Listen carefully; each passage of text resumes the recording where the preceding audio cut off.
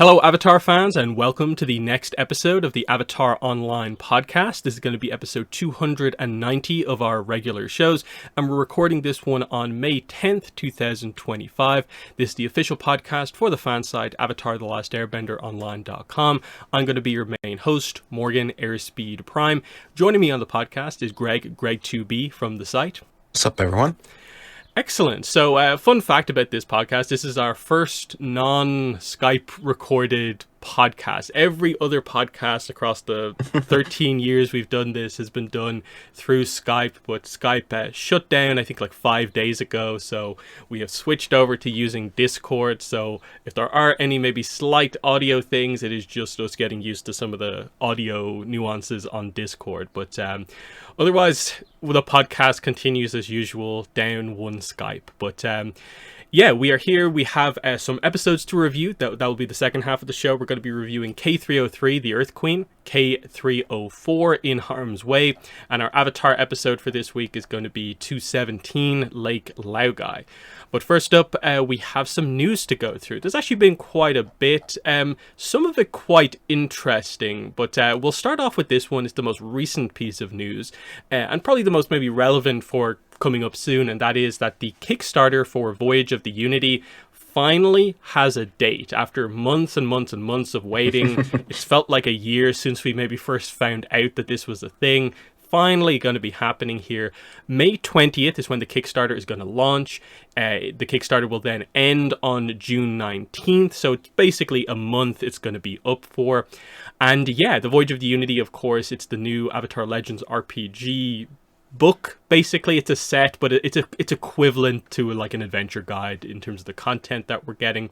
It's completely set in the Roku era, about the Unity, the ship described in the Roku era core book. All the adventures are set there. There's also a specific book specifically about the Unity as the kind of lore section. And we have begun to get some art and some visuals on what the set is actually going to look like. So the big thing from the main visuals we have so far is that it seems like we're going to be getting Sister Ryoshon as maybe a legend NPC, because she seems to appear in two pieces of art. Now, admittedly, she is not confirmed that that is who she is, but her character design seems to match like the traits of Sister Ryoshon pretty well. So that's pretty exciting. So we have one on her own and then one with Roku on the Unity, which seems quite fun. Otherwise, the main thing we have here is an image of the set, kind of highlighting the 5 adventures, the Unity book, but also showing off like the GM screen, the box that's going to be in it, the fact that it seems like it's going to come with some currency, kind of plastic currency, I guess, for the different nations in a bag. There's a full scroll, waterbending scroll thing going on here, a map of the Avatar world in sort of a ship map style, and a bunch of other kind of stuff here. So we'll get the full details on exactly what all this is, of course, on May 20th, along with pricing and stuff like that. But what are your thoughts on Voyage of the Unity now that we have a few more details and know when it's coming? Yeah, I'm really glad that we do have a date. It felt like it has been a really long time, and sometimes I forget. I'm like, oh, did they already do that or not? But no, they didn't do it, and it's coming up pretty soon. So no, I think it's going to be pretty cool. I think these games always seem to do really well overall. So I'm looking forward to it and hoping we get some additional cool things out of it that we haven't, seen any sort of visuals for. I think that's always the cool thing for me personally. Yeah, this will be an interesting one, though, because it is a little bit more of a niche item, because it's not just the main core book for Avatar Legends. It's Roku era specifically. And a lot of the adventures, if you've read a lot of them, they are very specific stories. Some of them are really good. Some of them are a little bit more like, oh, okay, this is a kind of side story style thing. It seems quite focused on the Unity, and I think the Unity is one of the most interesting parts of the Roku era from the core book. So I think they've got a good option here, and from some of the pictures it gives you, I think, an idea of roughly maybe what we're going to be doing here, where there's the Northern Water Tribe on the front of one of them. Something about dragons is clearly on the front of one of the other ones, along with one of the images being dragons as well. Some kind of Southern Water Tribe ships, a fire temple, and what looks to be the Serpent's Pass on one of the other ones. So gives you an idea of like, okay, we're going to be going with some new and some familiar territory here. So yeah, it also, with it being done through Beetle and Grimm rather than Magpie, I kind of wonder how exactly it's going to do. They've already confirmed there will be a kind of PDF version, so if you just want the digital files, you can get that. There's going to be a more standard version that's just the main books, and then there will be, I think, what they're calling the Legendary Edition, which has all the stuff. On their stream a while back, they mentioned something about like a Dragon Edition, so there might be even more on top of this, because of course there's going to be stretch goals. So yeah, I think this will do well. It's just it's hard to judge compared to a lot of the other stuff. I can see it maybe doing like on par with perhaps the last board game that happened, but maybe because Avatar Legends has a little bit more hype behind it, it might do a bit better. But we'll see how it goes, of course. There could be some pretty interesting stuff in here, but I'm not expecting maybe the lore to absolutely blow us away, but it could be interesting. Next up, we've been through Free Comic Book Day, which was last Saturday, so it was a week ago at this point. So the book has come out, everyone's had their chance to kind of talk about it. It's already up digitally, which thankfully they actually solved this in a pretty interesting way this time out by just on the listing for the Free Comic Book Day book on the Dark Horse website, they just have the entire book up as preview pages, which is, I think, a pretty nice solution for it. So yeah, we do have the Avatar comic. It's called Rumble. It's a 12-page comic with our artist is Bel Bessa, writer is Brandon Huang, colorist is C.E. Chant, letters by Jimmy Betancourt. So, as we discussed, I think, with the preview pages, this, of course, is a Samurai Appa and Ronin Momo story. The end of this book does reveal that this is actually a dream from Sokka's perspective rather than Aang, and it places a little bit of continuity on this with the idea that I'm guessing after Aang finally goes to sleep in nightmares and daydreams, it kind of is Sokka who has the next kind of crazy dream, which is a fun thing on the final page. But otherwise, my thoughts on the book is just that I think it's a weird choice. Just why did they go for this as the comic for this year? That's a questionable decision already. But then I actually think the story itself, I have so many questions about it, because it's got these crazy dream characters, but it plays it very plain and safe, and it doesn't really come across as being like a crazy dream that Sokka has because he's had some bad noodles, which is what the explanation at the end is. This is just Momo and Appa presented as pretty normal-ish characters, slight hijinks, but it's a pretty plain situation here. The rest of the world seems to be borderline exactly the same, just Momo and Appa can talk. So I don't think this one hit particularly hard in terms of the reaction to the story. Everyone seems to really, really like the artist, Bel Bessa, and I absolutely agree. I want to see more Bel Bessa art on future comics, but the story, I just don't think there's much to talk about here. But what are your thoughts on Ramen Rumble? Yeah, I definitely can get the idea that it seems like it's sort of a, I don't know, like a cool random story, but doesn't have any sort of like larger meaning, anything. I mean, I think it's nice that it does tie back into, the universe in some way, but in the grand scheme of things, it doesn't really have any sort of bearing other than the fact that two characters have had, weird dreams about Sokka and Momo. So, I mean, from Appa and Momo. So, I don't know. I like, it's fun. The art's cool. The action that they have in it is nice. And, I guess it has like a little bit of a story and, it has some callbacks to some other things if you can figure out the references. So it's nice in that regard. But yeah, in terms of, getting more Avatar content in a year when we don't seem to have that much, it does seem like this was on sort of the weaker side of things. Yeah, that's the other thing, is that, yeah, if this was one of like 5, 6, 7, 8 releases we got in a year, like this is one of like 3 or 4 short stories, but as probably the only short story we're going to get this year, might be the last new comic release of the year. Now, admittedly, we do still have this comic miniseries that's coming at some point, but that hasn't been announced yet. We don't know what the deal is with the next Avatar or Korra one-shot. For now, this is the last one. I guess we'll find out soon if there's more coming, but yeah, a little bit plain. Does it really serve the purpose of like a Free Comic Book Day book to draw people into the other comics? I'm not so sure. And the usual point with these as well as like original content. When is this getting reprinted into a book? Do we even have a book to reprint it into? This is now the 3rd book that's kind of out on its own as a free comic book day book.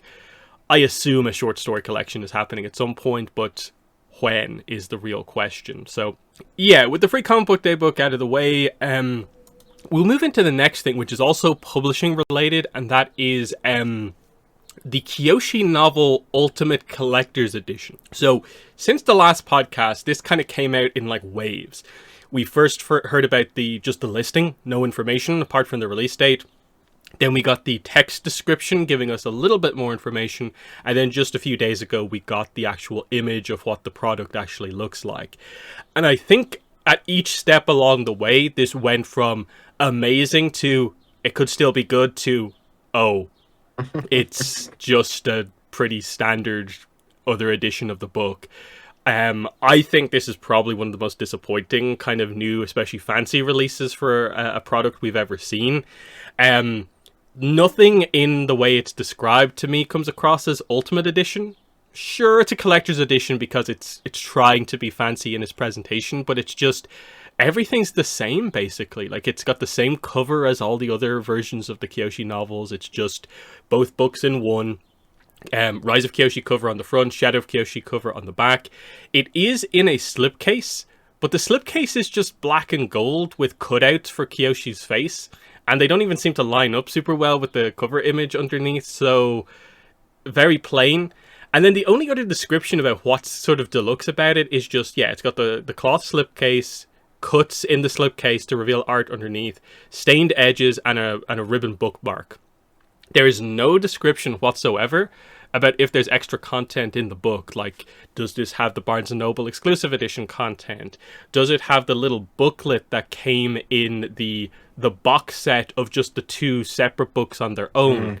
No mention of that. And to me, unless it has all that stuff and potentially more, it's not really the Ultimate Edition at all, because the double box set is actually a better prospect than this. I haven't seen a ton of people super excited for this, especially once the images have been revealed. It's out October 7th.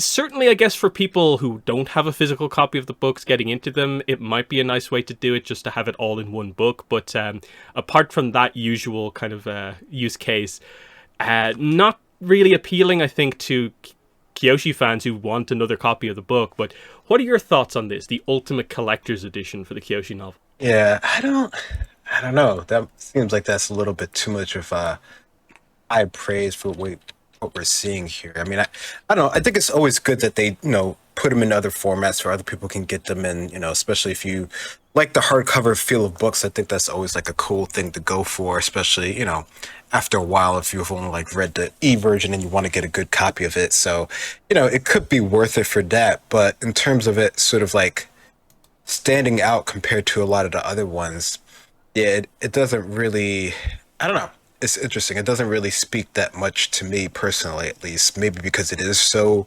plain with just like a solid black cover and just original art on it, which the original art is good, but maybe, I don't know, maybe they could have put the original art on the cover slip and that would have made it even more interesting or something like that. I don't know. Maybe this was, I don't know, they had some other sort of idea for this, but I don't know. I guess it'll come out and we'll see how well it actually does. The other thing is just that it says the page count is 800. The two books together, I think, works out at about like 760-ish, I think, overall. Now, plus some of the credits pages, usually starting back. It still should leave maybe about like 20, 30 pages left over, which could be for something. But again, the description for the book doesn't say if there's like anything kind of going on with the other stuff in the book. So I don't know if they're just like, they've not included that information for whatever reason, but it certainly makes me not want to buy the book to see if there is more in it. That's the big thing here.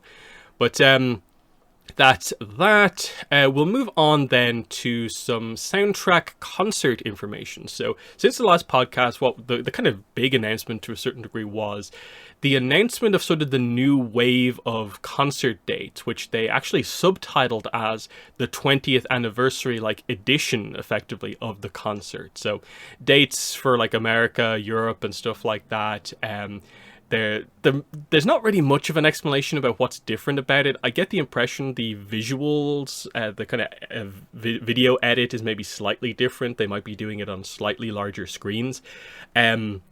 But other than that, it does seem like it is mostly just new concert dates, acknowledging that they're happening in the anniversary year. So there's that. And then kind of shortly afterwards, Jeremy Zuckerman posted about a few things, and in this kind of competition he's running, he said that one of the things you can win, you can choose, is either the book 1 vinyl signed by Mike, Brian, and Jeremy Zuckerman, or a book 2 signed vinyl signed by the same 3 people, or tickets to the concert. So the book 2 signed vinyl is like cool because of course we know it's coming, but it hasn't been announced yet. So there's no date on when the book 2 soundtrack is actually kind of launching, but I guess it's coming soon if he's mentioning it as like a competition prize. It's just always funny when we get these kind of half reveals prior to proper reveals happening. Kind of feels like the concert announcement maybe should have come alongside the book 2 soundtrack announcement. That would have been a nice thing to do, but I guess it has to be very, very, very soon. But what are your thoughts on this? The new wave of Avatar in concert, and then some teases towards finally the book 2 soundtrack happening. Yeah, I mean, I think we've been knowing about the book 2 for a while now. Feels like a really long time. I mean, especially since, the concert whole thing started, since, it had to be in there in some form or fashion. So I'm glad that we're finally getting at least a little bit notice on it, but this is still sort of like a half, announcement, not even a half announcement really, because it's, unless you're really paying attention to things, I think this could easily go, missing by, and most people won't even know about this. So I don't know. It's weird how they sort of have to do that sometimes, but the concert, having more, appearances and stuff like that, I think is always good. It seems like it's still very popular. I don't think it's sort of selling out quite as fast as it was before, but clearly it's doing well enough that they can have a whole new wave of them. So people have the chance to go to it. I think it's definitely worth going to it, since I've been to it before. I don't know if I'm going to try to go to it again, see if it's anything really sort of different or anything like that. I don't know, maybe I might do one that's more local if there happens to be one, but it's definitely a cool experience, so I hope people do get a chance to go to it. Mm-hmm. Yeah, I suppose the big thing here is just, in the Instagram comments on the mention here, a lot of them are, wait, book 2? Because a lot of people don't pay it as much attention as we do to the news. So a lot of people haven't seen that anniversary press release that kind of absolutely locks in, confirms that the book 2 soundtrack is a thing that's coming soon-ish. So for a lot of people, this is the first real ever mention of the book 2 soundtrack as being a thing, kind of highlighting the lack of communication about it, where Jeremy Zuckerman mentioned really early on in the process that, we're going to do all the Avatar and the Korra soundtracks. But I don't think anyone expected it to take this long to get kind of between the different ones, because they clearly have, I guess, most of, if not all of the recordings done for the whole thing, because the concert has book 1, 2, and 3. Now, it's not the full soundtracks for each of them, but, still, it's quite a lot. Maybe there's more of a schedule for book 2 transitioning into book 3 with the anniversary this year and then the Avatar Studios year next year, but interesting stuff. Next, we move into what was the kind of hit source at the start of May for news, and that was Toy World magazine revealing a couple of interesting things here, and not all of it about the toys, basically. First of all, from the actual release for this month for Toy World magazine, as part of their mention of Paramount attending the licensing expo coming up towards the end of May, they mentioned that Avatar enthusiasts can anticipate a new theatrical release in January, along with a newly announced series coming in 2027. They've partnered with Jazzwares for a new toy line, and they've got partnerships like Magic the Gathering. The big news here obviously being they doubled down on the January date for the movie, which is cool, but that Seven Havens is coming in 2027, which is completely brand new information. The press release, when it was announced officially, didn't mention a date at all. Now we have 2027. This has been met with, I would say, a lot of just really kind of reaction. I don't think people are like wanting them to rush it or anything like that, but I think given that the movie's meant to be out January 2026, I kind of get why people are like, so wait, it's a year, potentially up to like maybe a year and a half or something like that away after we finally get the movie. That kind of maybe feels like it goes a little bit against what they said they were going to do in terms of having the content hit sort of close-ish to each other. Now, there's no date really given here. Now, if this is maybe January 2027, a year between projects, that's kind of fine. But that's assuming that the movie doesn't get delayed, that it is super early 2027.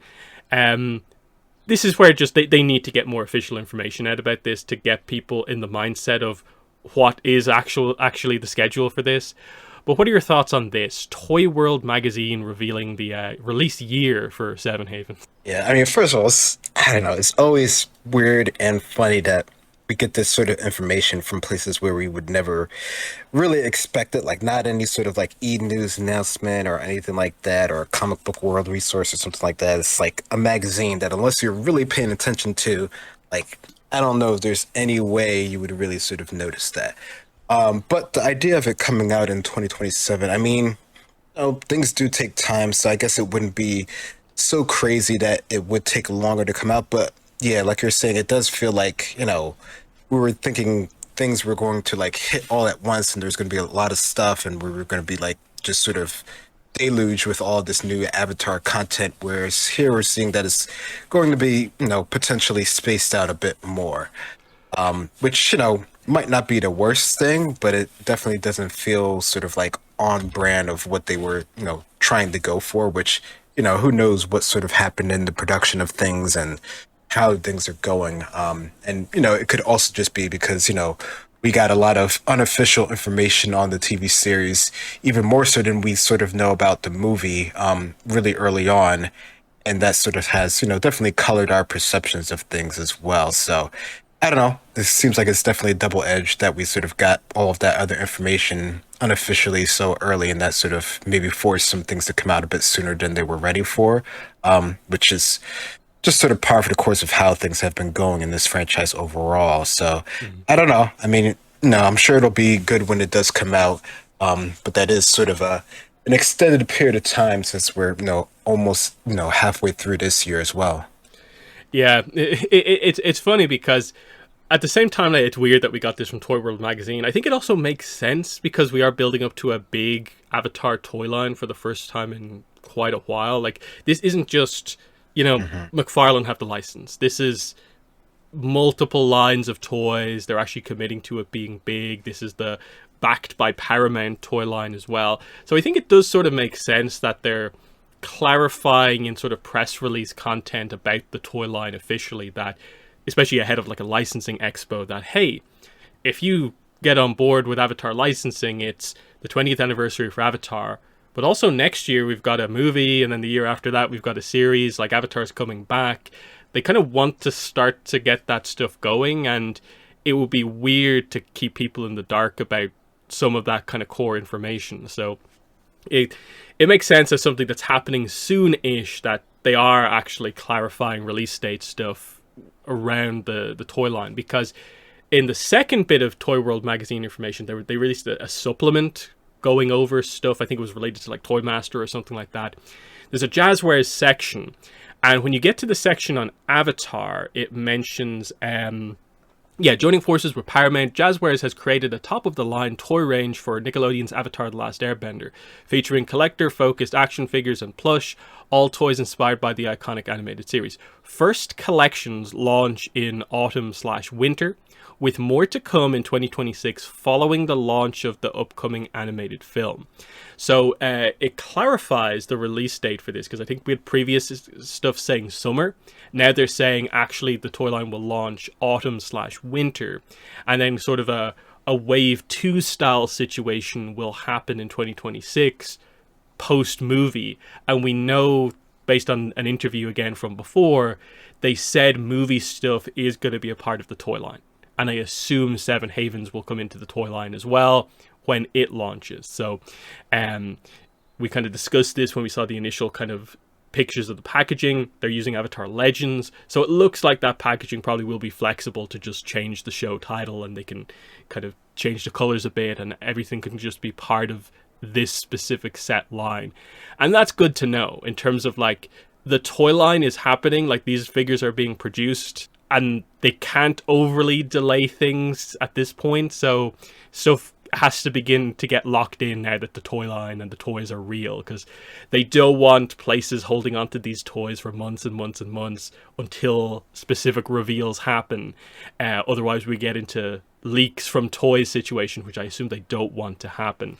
So I know a lot of people more want Paramount Avatar Studios directly to say stuff, but the toy line is actually the place where it actually makes sense for a lot of this clarification to come from. So I think that's positive for like, okay, if the movie stuff is maybe going to be wave 2 or 3 of the toy line, it kind of has to be locked in as probably early 2026, a couple of months after the toy line launches. But yeah, what are your thoughts on this? You know, just the toy line. It will be a toy line that will feature all the other stuff, and it seems to be one of the first big pieces that's going to have to be locked into position. Yeah, I mean, this definitely feels like they're moving multiple pieces in order for this to be, as successful and, to get all their returns and everything on it. So, I think it's good that, in a sense that we are, like you're saying, that they're, committing to some things, right? Because that's sort of been the issue before, is that they sort of have half committed to things and have just sort of doled things out sort of like piecemeal. And, that works cool for like the short run type of things and maybe some of the more like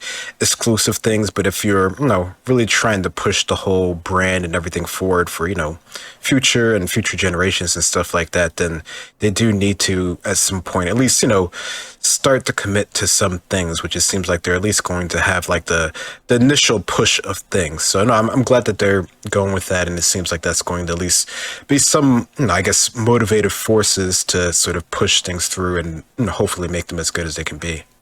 Mm-hmm.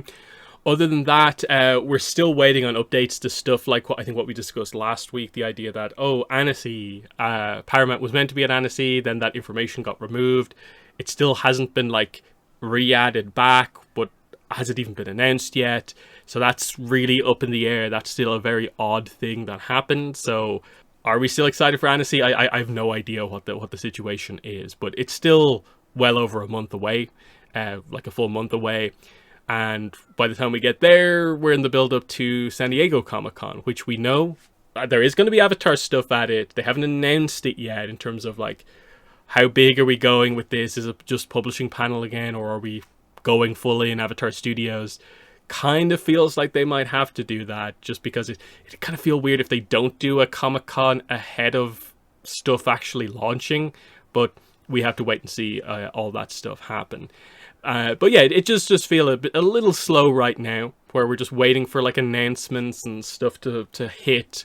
But kind of does feel like we're in the final big cam before we get going. That feels like once we hit probably like San Diego Comic-Con, we probably are not going to have that many like multiple weeks in a row where there's just nothing of substance kind of happening. So it's kind of fun to think about it in that way. This is going to be the final drought of kind of big news before stuff finally gets going. But what are your thoughts on just kind of stuff like that? Just the idea that kind of any week now, it kind of feels like we might actually finally get going on marketing for the Avatar Studios. Yeah, no, I mean, I think that's exciting if that's really, sort of what becomes to come to pass. I mean, I think we've sort of been waiting for that for many years at this point. So if we, do start getting that, because, it feels like we've been sort of saying that for a while now, that we've been like waiting for things to come and things will sort of start up, after we, knew from, Avatar Studios even being a thing. But it definitely has been sort of like an extended process. So I can, understand why some people might be a bit sort of like hesitant to really sort of rely on these things, and from sort of like these what a lot of people would consider probably like secondary sources rather than coming from Paramount, directly or anything like that. So I don't know, I can understand the hesitation, but it does really seem like things are starting to heat up eventually, which by the time the movie does come out, things will sort of already be sort of rolling. So yeah, let's move from news into our episode reviews for this week. So we'll start with the Korra ones. Like I said, we're going to do the kind of two-parter here, the K303 Earth Queen and K304 In Harm's Way. But we of course have to start with the Earth Queen here. So we continue our early book 3 stuff here with the kind of search for the Airbenders arc. This is a very fun episode, but I'd also say this and probably the next one, they're maybe not my favorite episodes in book 3 in terms of like looking back at my episode rankings that I've done before. These episodes place like I think a little lower down, but I don't dislike them in any massive or particular way. It's just I think there's a lot of other better episodes of Korra, but they're still really, really fun and fantastic kind of stuff that happens here. I do think the 4th episode's better than the 3rd episode, but there's still good stuff here because like it's Kai focused. Mako and Bolin meeting their family. Korra and Asami get to have a nice fight here. It's probably just that maybe the Earth Queen I don't think is like the strongest character. I get they're purposefully characterizing her in a specific way, but it's maybe a little bit over the top is kind of my thoughts here. But it's also funny that we end up in a Korra Bossing Say arc while we're also doing the Avatar Bossing Say arc, and we're in the build up to a Bossing Say novel as well, so there's that fun stuff there. But overall, what are your thoughts on the Earth Queen? Yeah, I think it's interesting. I think rewatching them is, they're definitely easy to watch. They're fun and they're enjoyable.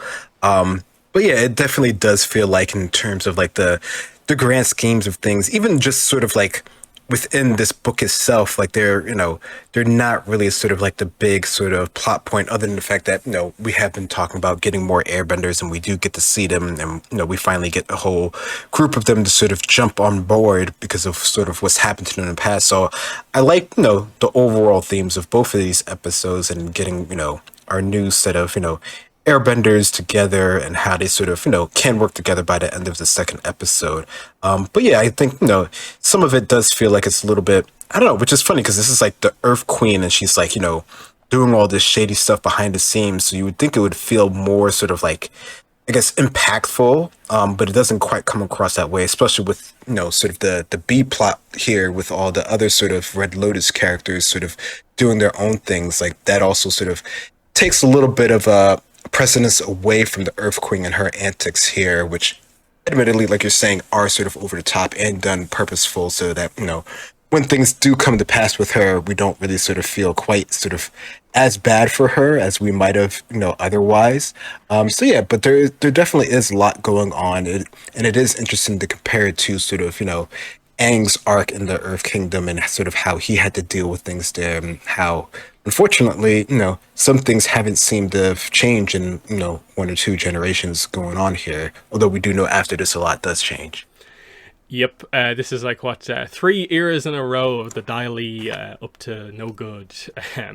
With the Night of Silent Sages from the Roku era RPG stuff, where that's why the Earth Sages are no more. Of course, the conspiracy in ATLA, and then hiding the airbenders here, as we see in this arc. But yeah, let's jump in here. So let's actually start off with the Red Lotus section of this episode. So we, of course, had Zuko heading off on his dragon. Very fun. So he arrives at the Northern Water Tribe, and we see that, Eska and Desna are the joint chiefs of the Northern Water Tribe. And he tells them that there's this threat arriving to their secret ice prison that they don't actually know about, but their father did know about. So that's kind of just fun by itself, of just Zuko interacting with Eska and Desna, of course. We see that like Tonraq also is here. And yeah, secret underground ice prison built into like the ice shelf. It's kind of another crazy setup here. This is the introduction of Peli, who they do immediately tell us is a combustion bender by saying that she can firebend with her mind. He makes a reference himself to hiring Combustion Man back in ATLA, which is a very funny joke from us, but everyone else is like, whoa. But then Eska and Desna are like, oh yeah, we tried to kill the Avatar too. So that's cool. Only Tonraq is like, what are we doing here? He's the normal one. But yeah, they do have a little conversation with Peli at this point. she mentions no one has visited her in 13 years, and because they are here, she knows that Zahir is out and is on his way, basically. And again, we knew from the previous episode, those two are in a relationship as well. So some of the continuity beginning to kind of come out here in terms of putting a date on how long they've been in prison, some of the characters who are kind of involved in taking them out the first time. It's really, really fun setup here, but in this episode, it is mostly setup, but there's some fun character interactions. What are your thoughts on how they do the Red Lotus stuff in this? Yeah, no, I really enjoyed those character interactions. They're really subtle and they're really small, and some of them you might even miss if you didn't really sort of watch the original one or you weren't really paying attention to what they were saying here. But I think that's sort of something cool to see. Sort of the current world leaders of these nations sort of interact with each other in this sort of semi semi-chill but also stressful sort of situation where things are starting to happen. So no, I like those little interactions there, and it's always cool to get to see more of Zuko in his older age here and how he's sort of matured as a person and as a ruler or former ruler, in this case here. So no, I thought that was really good that they added in there, and yes. Only sort of set up here, but I think it's a good bit of setup that is sprinkled out throughout the episode. Yeah, really cool. I forget my reaction even at the time to like, oh, another combustion bender like Combustion Man. I forget like how crazy a response there maybe was to that at the time, but it's definitely even now still one of the most unique, rarest abilities, especially now that we know kind of how you go about getting the technique and what Peli must have kind of been through to come out of that as an actual combustion bender. So still some backstory stuff that we'd like to know, but just incredibly cool now that we've got the reveal on the last member of the team. Like we have a new airbender, a waterbender with no arms who has some kind of psychic waterbending stuff going on to a certain degree, a lava bender, and now a combustion bender. So it's a really cool set of characters at the very least, but we'll talk about this more in the second episode. From there, we get into, I suppose we have to talk about the very early parts of the episode before the two plots separate. So of course, we have some initial sparring with like Kai and Boomy. Kai's better than Boomy. We do some more setup with Jinora and Kai and their kind of blossoming relationship. But we are heading for Ba Sing Se. We get some setup ahead of time about the Queen's reputation as being very demanding. But overall, it's mostly excitement on behalf of Bolin about potentially meeting his family into the future. And we get our Korra introduction to Ba Sing Se. And interestingly, compared to like the rest of the world, which is very, very different, Ba Sing Se in Korra's era is basically exactly the same, minus the fact that there are now airships that land in like the upper ring. So airship seems to be the only kind of major change, but that seems kind of purposeful that like Ba Sing Se has sort of avoided the rest of the modernization of the rest of the world. That the lower ring is identical to how it was before, and even the upper ring seems still old school Avatar kind of for the most part. So what are your thoughts on the early intro to this episode? Yeah, no, you definitely do get the feeling that many things haven't changed. Like there hasn't been much progress, at least in this part of the Earth Kingdom here, right? And I think, that's definitely, like you're saying, done on purpose to show that they're, the way that they're sort of doing things, maybe there's some questionable sort of like intent there. And especially once you get to interact with the Queen, you can see that, oh yeah, this is sort of like your typical sort of, ruler sort of situation in the Earth Kingdom here. And I think, they're sort of like excited, but not excited as well. It seems like they don't know sort of like as much. Korra, this is her first time. She hasn't really been around traveling. So she's sort of experiencing all this stuff, firsthand without any sort of like direct notions of things. But we can see that Tenzin does know, a bit about the Earth Kingdom and sort of how they're sort of being ruled currently. And, even just their sort of first experience, through the lower ring here, it's definitely, very telling of the situation. It almost feels like it's even worse than it was sort of during Aang's time. Or maybe they were just sort of, emphasizing it more here just for effect or anything like that. But definitely feels like, things could be a lot better than they currently are. They land and immediately meet Grand Secretariat Gun, which is kind of funny from multiple angles because obviously we now know that there's an avatar who is named Gun, but also you get the kind of contrast here of like, this is the same position Long Feng had, and the contrast between these is kind of crazy because he's absolutely like pathetic. He's been just ordered around relentlessly by the Earth Queen, whereas Long Feng was completely the guy in charge of bossing, say, in the ATLA arc. So just a very different characters in this position. We get the interesting reveal here that the Earth Queen hates animals, and we learn later on that she's kind of allergic to them all as well.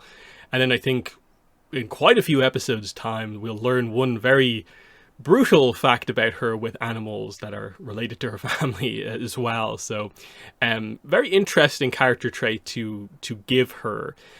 So a lot of the animals have to kind of stay back, except for the kind of joke stuff they do with Bolin carrying Pabu around. So that's kind of cool. We do then get introduced to the Earth Queen. So her name is Hu Ting. And again, yeah, demanding is probably the word that describes her character best. Very different than her father, King Kuei, as a leader, in that she's absolutely a leader and in charge. It's just she leans way too much into her kind of position of power and just orders everyone around. Doesn't seem to respect the Avatar all that much and just wants everything to go in her way, is sort of the idea. She does, in a kind of more serious topic, actually bring up some nice kind of, I guess, politics about the previous eras about, oh yeah, hey, what is the United Republic? It was formed from former Earth Kingdom territory. We're still annoyed about that. And this is why she doesn't like Aang or Zuko from before and doesn't like Korra for not changing anything here. And basically we just set up the idea. She won't deal with Korra until Korra does something for her. So it sets up this idea that Korra is going to have to go and get these taxes for her, and then she'll finally talk to her and maybe do something for her. But yeah, immediately a very bad impression of the Earth Queen here. You don't like her. Korra certainly doesn't like her. She doesn't seem like a particularly good queen. But there's maybe some slight hints that, okay, she at least has something going on. She disagrees with the whole United Republic thing, but that also seems to come just from she's lost territory and not about the progress with the rest of the world. But what are your thoughts here on the introduction to Ba Sing Se and the Queen? Yeah, no, the Queen definitely seems like she's about sort of herself and her nation, but not necessarily in the more sort of positive sort of, advancement type of way. She's really sort of just about, basically it sort of seems like she's keeping the status quo or wants things to go back to the way that they were, which, doesn't really work the way that they're sort of setting things up here. So you definitely, aren't meant to sort of like her character here, which I think, goes in line with what we see eventually sort of happen to her. But yeah, I think it's definitely something to see them sort of interact in this sort of place, how they're, set up in lodgings that are in sort of like the upper ring, the inner, part of the kingdom and everything like that. So it's interesting to see how they sort of react to this compared to our sort of, Aang and his group, which we'll talk about later on, and what they eventually decide to do here. So they definitely sort of notice the digs and are sort of enjoying them for a little bit until they really sort of have to interact with the Queen and interact with this world. At least they don't have like a direct sort of handler of sorts, but they're still being handled by the people sort of in charge here, except for Kai, who sneakily starting to go off and do his own thing. Mm-hmm.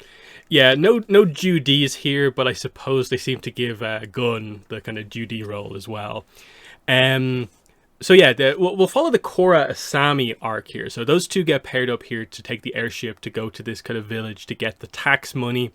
And they get it, and it's this kind of really kind of almost tense transfer here. It's like they get the Earth Kingdom guards to kind of securely take it to the airship, and they kind of sense that kind of something's kind of weird going on. Is this a normal mission to be sent on by the Earth Queen? This is when like a flare goes up and suddenly bandits attack them to try and steal the tax shipment. And we get this really cool fight scene because they come in on like motorbikes and stuff like that. They have an armored transport. Korra and Asami, of course, get to be really amazing here. Just Korra absolutely demolishing people primarily with earthbending. They just get sent flying. Asami gets some cool slow-mo moments taking people off bikes. using her shock glove as well. They force a retreat, of course, but the bandit leader calls back that you're on the wrong side, Avatar. The gold belongs to the people, not the queen. And Korra actually listens to them and is like, I kind of have a feeling they're correct about this, that I think this is the Earth Queen overdoing it on probably the taxation here to, I guess, further fuel all the rebuilding she's doing in or around the palace and stuff like that. That seems to be the takeaway from this, along with all the other stuff that she does wrong, as we'll find out about. But yeah, what are your thoughts on this Korra and Asami plot here to get the tax money? Yeah, I mean, their battle and everything is really cool. It's always nice to get to see them sort of in action together here. It's just sort of unfortunate that this sort of feels like they're doing something that, has other ramifications that, of course, they're not sort of aware of everything, entirely, but they can sort of, get the gist, especially, after meeting the queen. I think you can see that, she's quite sort of overbearing in her, way of doing things. So there's more to this than, they obviously would sort of understand this. And, just the fact that they're sort of doing this and not sort of the queen's sort of own forces means that there's, a lot going on. I think even just from, the initial sort of guards there, you can tell that there's something else going on and all the other people sort of batten down the hatches and everything like that. So you can definitely tell that this is something that, has, larger ramifications, but they're just not sort of privy to it at this time. Mm-hmm. The final scene on this part of the episode is that Korra goes back to Hu Ting, gives her the money and stuff like that. Immediately is like, okay, now tell me where the airbenders are. And the queen just basically says, oh yeah, I had the Dai Li look into this. They said there are no airbenders anywhere around here. And basically it's just immediately like, you can leave.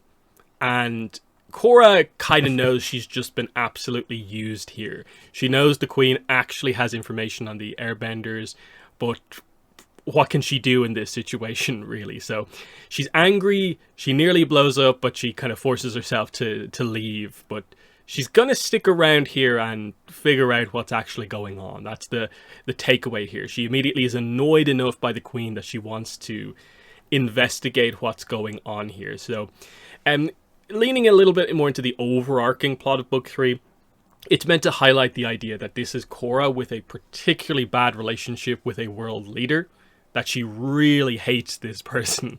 But that, of course, she doesn't hate her so much that she wants to kill her, like the villains of the arc will want to do. So that's kind of part of the idea of what they're trying to do here with the presentation of the queen. A very hateable leader, but not to that extent type thing. But what are your thoughts on this final scene with Korra confronting Yeah, I mean, I think this feels very sort of Korra, sort of like on the nose of like, she realizes that, something hasn't been done sort of in the best way here, and she's going to stay around to sort of achieve her goal. And I think the queen sort of realizes this sort of even in this sort of moment here, which is why in the next episode we can see her try to sort of like take another sort of tact in order to sort of get Korra out of the area here. But I think, she probably was sort of maybe expecting Korra to just sort of take what she said at sort of face value, but Korra's Korra, and she's not going to sort of like take anything just sort of like that. So I don't know. I like that Korra's sort of standing her ground here to some degree. She's obviously, not at the point where she's going to do any sort of violence on another sort of world leader, which I think is, it's good. She has, some bearing and stuff in mind, so, but she's going to sort of stick around. Mm-hmm. She's grown past the chasing down the judge with Naga threatening him on the cliffside situation. But yeah, yes. we'll swap over to the Mako Bolin arc. So they're the ones to go after Kai, who, like you said, had snuck away to go after the rich people to steal from them. So they pursue Kai. There's a whole chase scene kind of throughout the upper ring of the city. Kai ends up kind of leaving them trapped on the train, which is heading for the lower ring of the city. But of course, Kai gets away in the upper ring. They have to sleep on the streets, kind of referencing back to the way they were kind of years ago. While we contrast this with Kai kind of living in luxury using his kind of stolen money, basically. But this is where they wake up and kind of then meet their uncle and their cousin. We get Cho and Tu introduced here. So they wanted to meet their family. well, they've just ran into them right here with their uncle and cousin. So very fun plot. Like this is a really strong part of this episode. Very memorable section in book 3 that we get to meet a section of Mako and Bolin's family. But what are your thoughts on the chase sequence and then the build up to the first meeting? Yeah, no, I mean, I think, the chase scene is pretty fun. I think it's, getting to see Mako and Bolin chase Kai through the city and them sort of interacting, and Bolin sort of like, not wanting to destroy things, but Mako's sort of like in full sort of like cop chase mode here almost. And he's pretty good. Like, if it wasn't for Kai being sort of like an airbender and just being, basically just like them, but even a bit more sneaky, they probably would have been able to keep up with him. But no, they're sort of stuck here going down to the lower rings here where, they definitely didn't like when they first passed through. I think that was pretty clear, but, considering sort of where they even had to start from when they were in Republic City, maybe it's not sort of too surprising that some of their family might potentially be there. So I like that that's sort of like the lead in to sort of meeting them. It almost seems maybe a bit sort of too in coincidence here, but that's just sort of how things can happen sometimes. So yeah, they are immediately brought back to meet the giant rest of their family. It's a huge Earth Kingdom family, kind of all living together because I guess they have to survive in the lower ring. So the big one that they get introduced to is their grandmother Yin. So we get the really tragic moment here where she immediately is excited to meet the boys, but wants to know, like, where's San? Where's her son? And where is Naoki? Because she wants to meet Naoki for the first time. So the brothers unfortunately have to reveal that they were killed years ago, as we learned previously. So very kind of tragic scene here where it's a happy moment for the brothers getting to meet the rest of their family, but they also had to break the news to the family that, San is gone, and they will never get to meet Naoki as well. So such a fun scene. It's just especially with how many members of their family there are, which they make quite a few jokes about as we go on. But what are your thoughts on this, getting to meet Grandma Yin here? Yeah, no, I think it's a really nice sort of, touching and sad moment at the same time. Just a funny coincidence, but them sort of having such a large family from only, having the two of them, I think it's a nice sort of touching moment here. Just sort of experiencing that and just sort of seeing how, other people live in the Earth Kingdom in this current time and how their families currently living in, just even the initial sort of comparison between sort of like how they started from where they were to now that they're, relatively, famous people. So no, I like that whole sort of setup there. Mako then asks about why did like their father actually leave Ba Sing Se in the first place. Chow tells them that San had like ambitions and wanted to leave to kind of pursue something bigger than just the lower ring of the city. His father, of course, heavily disagreed with this, but San still left anyway. So he kind of left on bad terms. There's a bit of a sense from some of the rest of the family that this is something they don't necessarily want to talk about, but it is the truth of what happened. Yin then shows the boys the one message they ever got from San after him leaving, and that is the family picture showing San, Naoki, a younger Mako, and Bolin. Of course, we've talked about this so much. And Yin kind of talks to them about this. And this is where we get the really kind of emotional moment where Mako gives Yin his scarf, which of course he got from his father. So he's giving kind of San's scarf back to, his mother kind of type thing. Very emotional, nice moment there from Mako, something to remember her son by. Just, they're really hitting the emotions very, very well on this side of the story. And it's like, yeah, we have now both sides of the family story because we had the recent mystery of Pension Island. So we know the mother's side now, where there's no family left. And on the other side, there's a giant family left, but still very tragic backstory for the brothers. But what are your thoughts here on the San backstory, the reveal of the family picture, that sort of thing? Yeah, no, it's a bittersweet moment here, sort of finally figuring out sort of the history behind their sort of father and everything.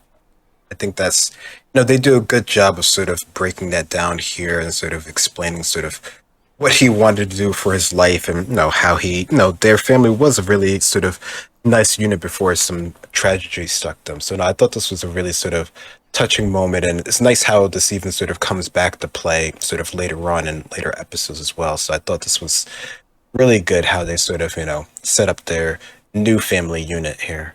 And then we get back to the plot here when Mako mentions that they're actually here searching for airbenders. They actually get the information because everyone in the lower ring seems to know each other, and I guess they're less protective about information. It's hard for the Dai Li to kind of restrict everything. So everyone sort of knows that, oh yeah, this guy over here, he had airbending, and then he got taken away by the Dai Li. So that gets reported back to Mako here, and immediately this is the truth. The Queen is purposefully rounding up airbenders, and we'll find out it's because of her army in the following scene. Because they have to get back to Korra, and they also assume Kai is in danger. And then we see Kai kind of living it up with all his money, gets captured by the Dai Li because he had been airbending out in the open. And so he's going to be part of the new kind of airbender kind of squadron of the Earth Queen's kind of new army. That's what she plans to use them for. Because in her mind, they're Earth Kingdom citizens. She's allowed to do this. And it's technically correct, but, the forcing the kids into the army is obviously the really bad part of this. But yes, Kai gets captured, and that's the kind of cliffhanger ending. So what are your thoughts on this as a way to kind of set up the next episode here, bring the plots back together? Yeah, no, I thought this was a really neat how they sort of brought the two thread lines together again. I mean, the idea that the Queen is doing this sort of like shady thing, which like you said is technically allowed, and Boomy sort of says this, and sort of by the fact that they're sort of subjects of her, she has a lot of, I guess you could say, leeway in doing some things, but there's general ways about going about things, and it seems like she would sort of like ignore any sort of sense of like decent morals, you could say, especially with her sort of conscripting younger people, which even then there's usually some sort of age limit on how they sort of do things. So it definitely feels like this is sort of abuse of power, especially the way that they're sort of all sort of tucked away.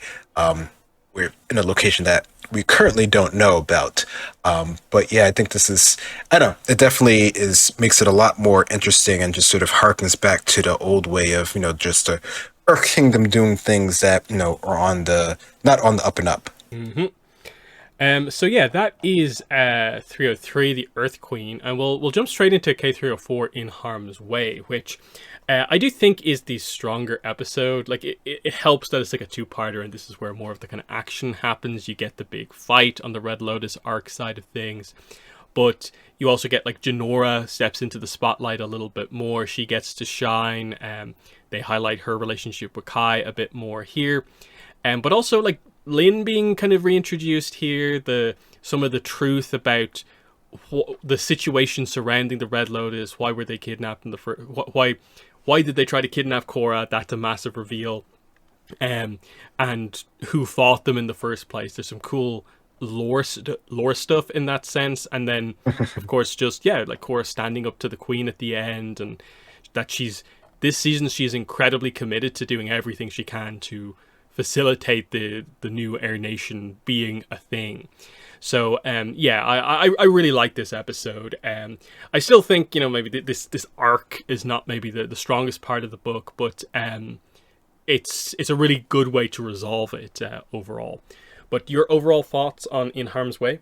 Yeah, I think this is a good conclusion. I think for two-parters, there's always something which part is stronger, and usually it is sort of the concluding half of the story, just because there's more things going on, and you do figure out sort of the reason for everything that sort of happened in the first one. But I think it's still overall both of these together, I think, do make like a really sort of compelling sort of like mini story here of how we're going to get more airbenders in a group, because it definitely feels from like the beginning of this book that maybe people don't really want to be airbenders. Like maybe there's they're just too caught up in their own lives to be willing enough in order to give up stuff in order to be sort of true airbenders, true air nomads, which is something to consider here. But this definitely gives us a way of getting characters that can be, more committed to that lifestyle because it's better than the alternative that they had that was, sort of being forced into a situation here. So I think it's a nice way to sort of resolve that sort of plot point that we had, along with, sort of all the other background stuff with the Red Lotus that, sort of takes more precedence as the season goes along. We'll start off with the way the episode starts off, which is with the big action set piece here, and that is the attack on the ice prison in the Northern Water Tribe. So we get this arrival of what looks in the distance to just be a snowstorm, but actually no, this is them. And this is where like they've connected the dots of like, oh, Zahir's an airbender now. He's making the snowstorm here. So they have this crazy snowmobile thing, and they arrive in, and we get Eska, Desna, Tonrock, and Zuko versus Zahir, Minghua, and Ghazan. So the big thing that happens initially as everyone kind of pairs off is like Minghua is able to pretty early on take out Eska and Desna, which is very, very impressive. So she takes out her combatants and then immediately kind of ice drills underground, frees Pali, and then kind of carries her back up to the surface. So this is the kind of turning point in the fight, is Pali arriving into the battlefield. So Druk actually attacks Pali, where we get I think our first instance properly of a combustion bender doing normal firebending, and then she just combustion blasts Druk, scaring him away. And yeah, at this point we just quickly get Zuko gets defeated by Ghazan.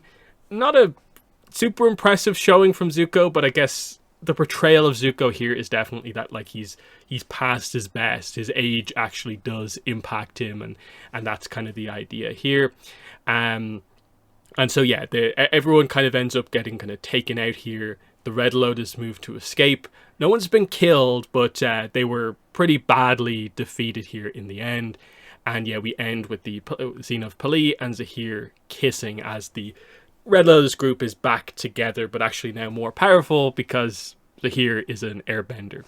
So very fun action set piece here, as kind of finally the 4-episode intro arc for the Red Lotus is completed at this point, and now we need to see what they're about, which we do technically get at the end of the episode as well. But what are your thoughts on this action set piece at the start? Yeah, I mean, it definitely is a good way to start the episode, just with this cool, action piece here, especially with characters that we know.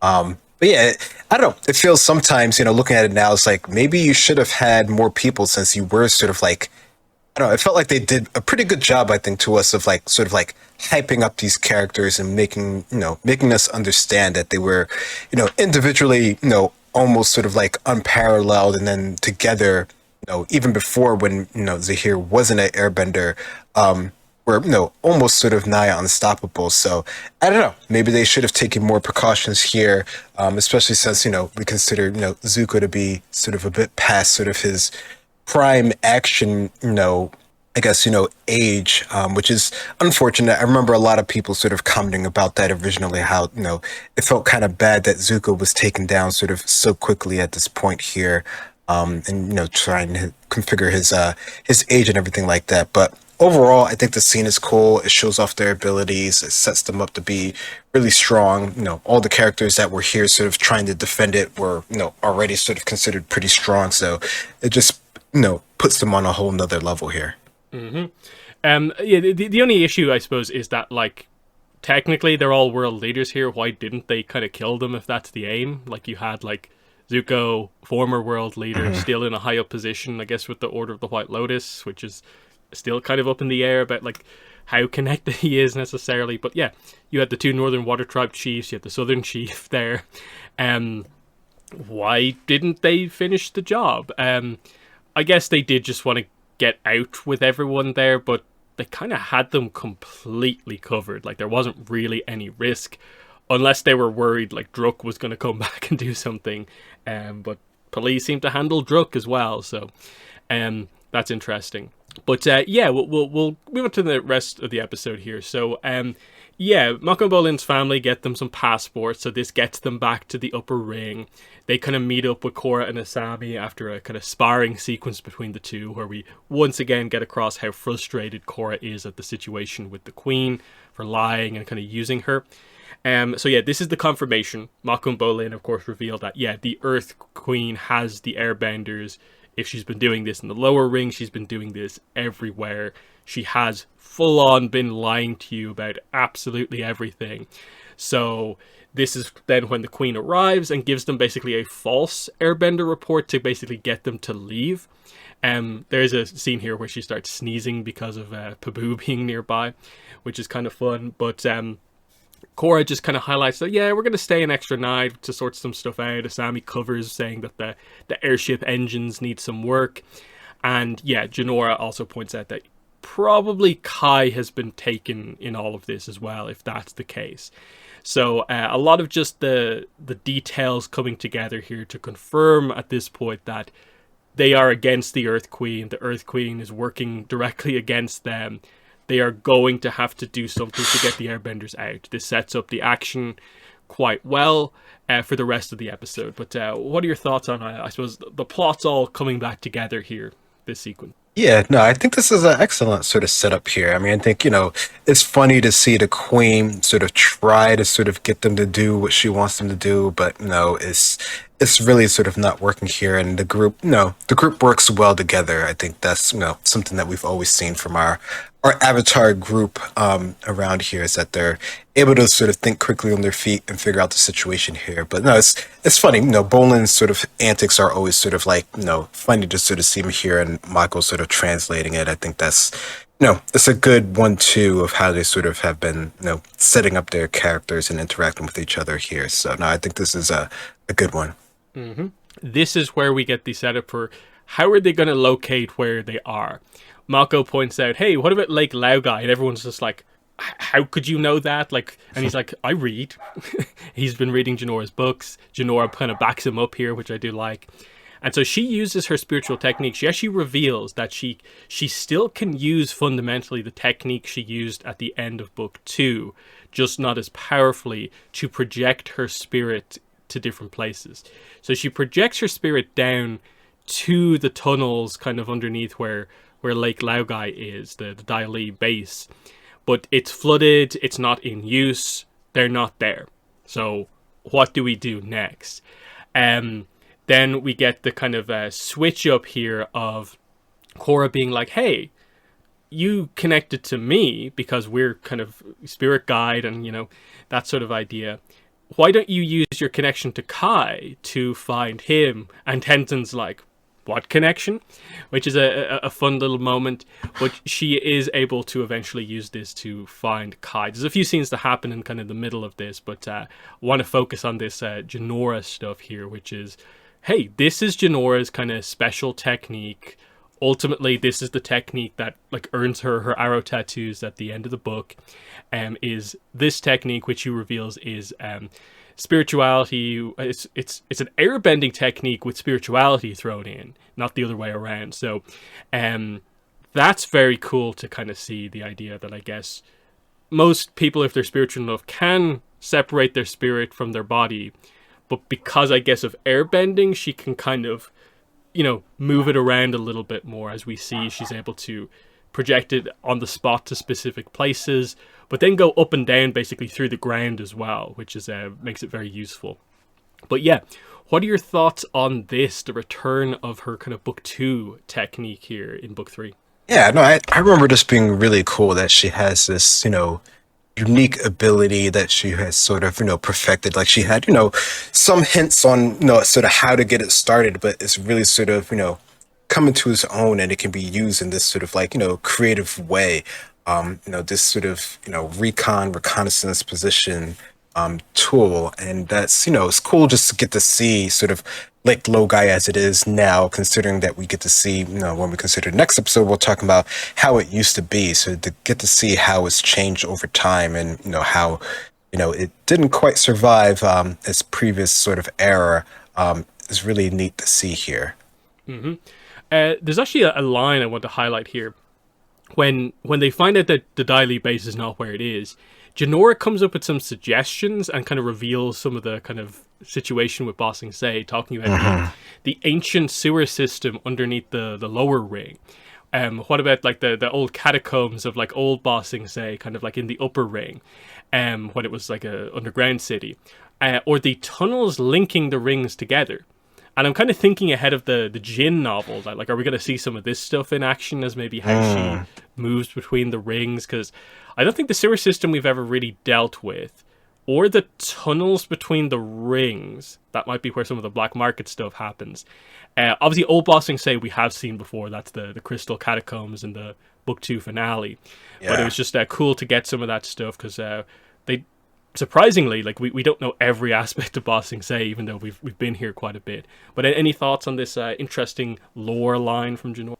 Yeah, no, I thought that was really cool that there's more places that we really sort of haven't experienced. Because even, in Chorus time, like we know, we're at that other sort of the Crystal Gang or whatever, they had some experience underground there that we didn't really know too much about. But yeah, considering how big, the Earth Kingdom is, and, Ba Sing Se, just, I guess it shouldn't be surprising that there's sort of more things there, especially considering the history and how long it's been there. And, just the fact that, the Earthbenders, like they could do literally anything underground with their sort of abilities there that, might go undiscovered. I mean, I'm sure, plenty of people have their own sort of like personal tunnels that connect to different things, considering, how easily they can move Earth. So it's not too surprising that there would be even more there. And I'm sure there's some that's just sort of lost to time as well.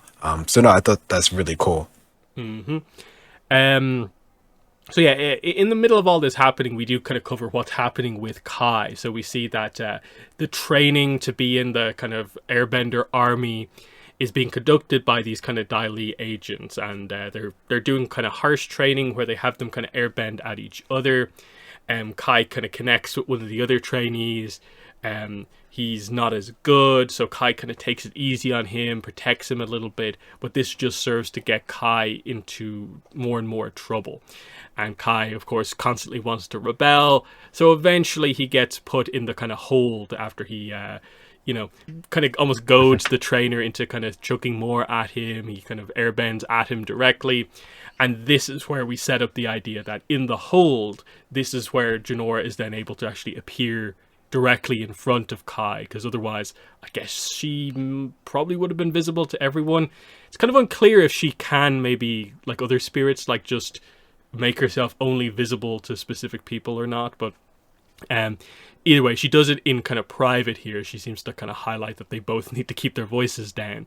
It's a very cute scene here together, as like Kai is shocked to see this happen because he didn't know she could do this. And she figures out that, where they are is that this is another kind of Dai Li headquarters directly underneath the Earth Queen's temple that she's building on the surface. So it was like right under their noses the entire time when this was happening. And again, you see that these two work really well together. They do seem to like each other straight away. So they continue with the setup on that front. So really like kind of a lot of this stuff that they do here in terms of helping Kai really begin to stand out and kind of go from minor new character to like full-on secondary character quite quickly in just a few episodes. But what are your thoughts on this kind of sequence of scenes? Yeah, I think it's fun to get to see Kai become sort of like a real character here, especially considering his sort of background and sort of having, sort of shady past. I guess it's, those characters usually tend to be pretty interesting when they do, come around and actually become sort of like the more sort of positive versions of themselves here. So yeah, I mean, I think you can see him, sort of try to stick up here in the situation. He's going to rebel against anything, but you can still see that he has like a decent heart, which I think is something that, they've been building up to, right? Like we know that he's had this history, but he can, still be sort of like a changed person here. And it seems like with the inclusion of sort of Jinora and this sort of, newfound relationship here, that's going to sort of help him along the path here. We can see how that plays out as we continue through the episode here. So no, I like Kai's sort of development in this episode. Mm-hmm. So then we get the big scene where Lin arrives kind of out of nowhere, and it's just like Korra's in danger.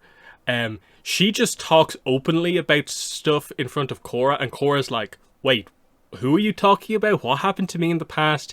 And Tenzin does actually kind of reveal to her that, okay, here's what happened. Shortly after you were discovered to be the Avatar, Zahir and these others, these prisoners who just escaped, tried to kidnap you, but were prevented from doing so and imprisoned by the group of Tenzin, Zuko, Tonraq, and Sokka all being there to fight them off and put them in these prisons. And then the takeaway at the end of this is that this helps Korra to sort of understand a little bit more of the intense protectiveness of Tenzin and Tonraq from book 2, like the fact that they were keeping stuff from her. It probably doesn't explain it all away, but at least gives it a little bit more context. And now that Korra's kind of already dealt with that.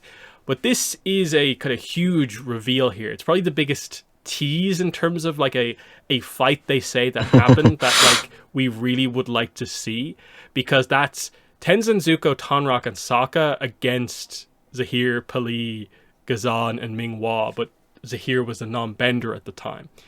And it's like, that's kind of crazy, because the team that we saw fight at the start is maybe not as good, but it's like somewhat similar. There's some similar characters involved, and it kind of highlights that, like, okay, Tenzin's incredible, as we'll find out in a few episodes' time, especially. Zuko 13 years ago must have been, like, absolutely amazing. Tonraq, we know, is very, very good. But then Sokka, as, like, I guess prime Sokka, non-bender, clever tactician, must have been quite amazing as well himself. And it's just like, what? How did this play out? Like, were these the only people involved? Were there White Lotus guards as well? It's a very, very interesting one to consider. But what are your thoughts on this big reveal that, like, this is who these people are? They were put in prison for trying to kidnap Korra. Yeah, I think this is very sort of interesting and intriguing. Just the idea that they were trying to kidnap, Korra, and we still don't know their sort of like reasonings behind it. Like, that's a long time to sort of go in silence and sort of keep their sort of word.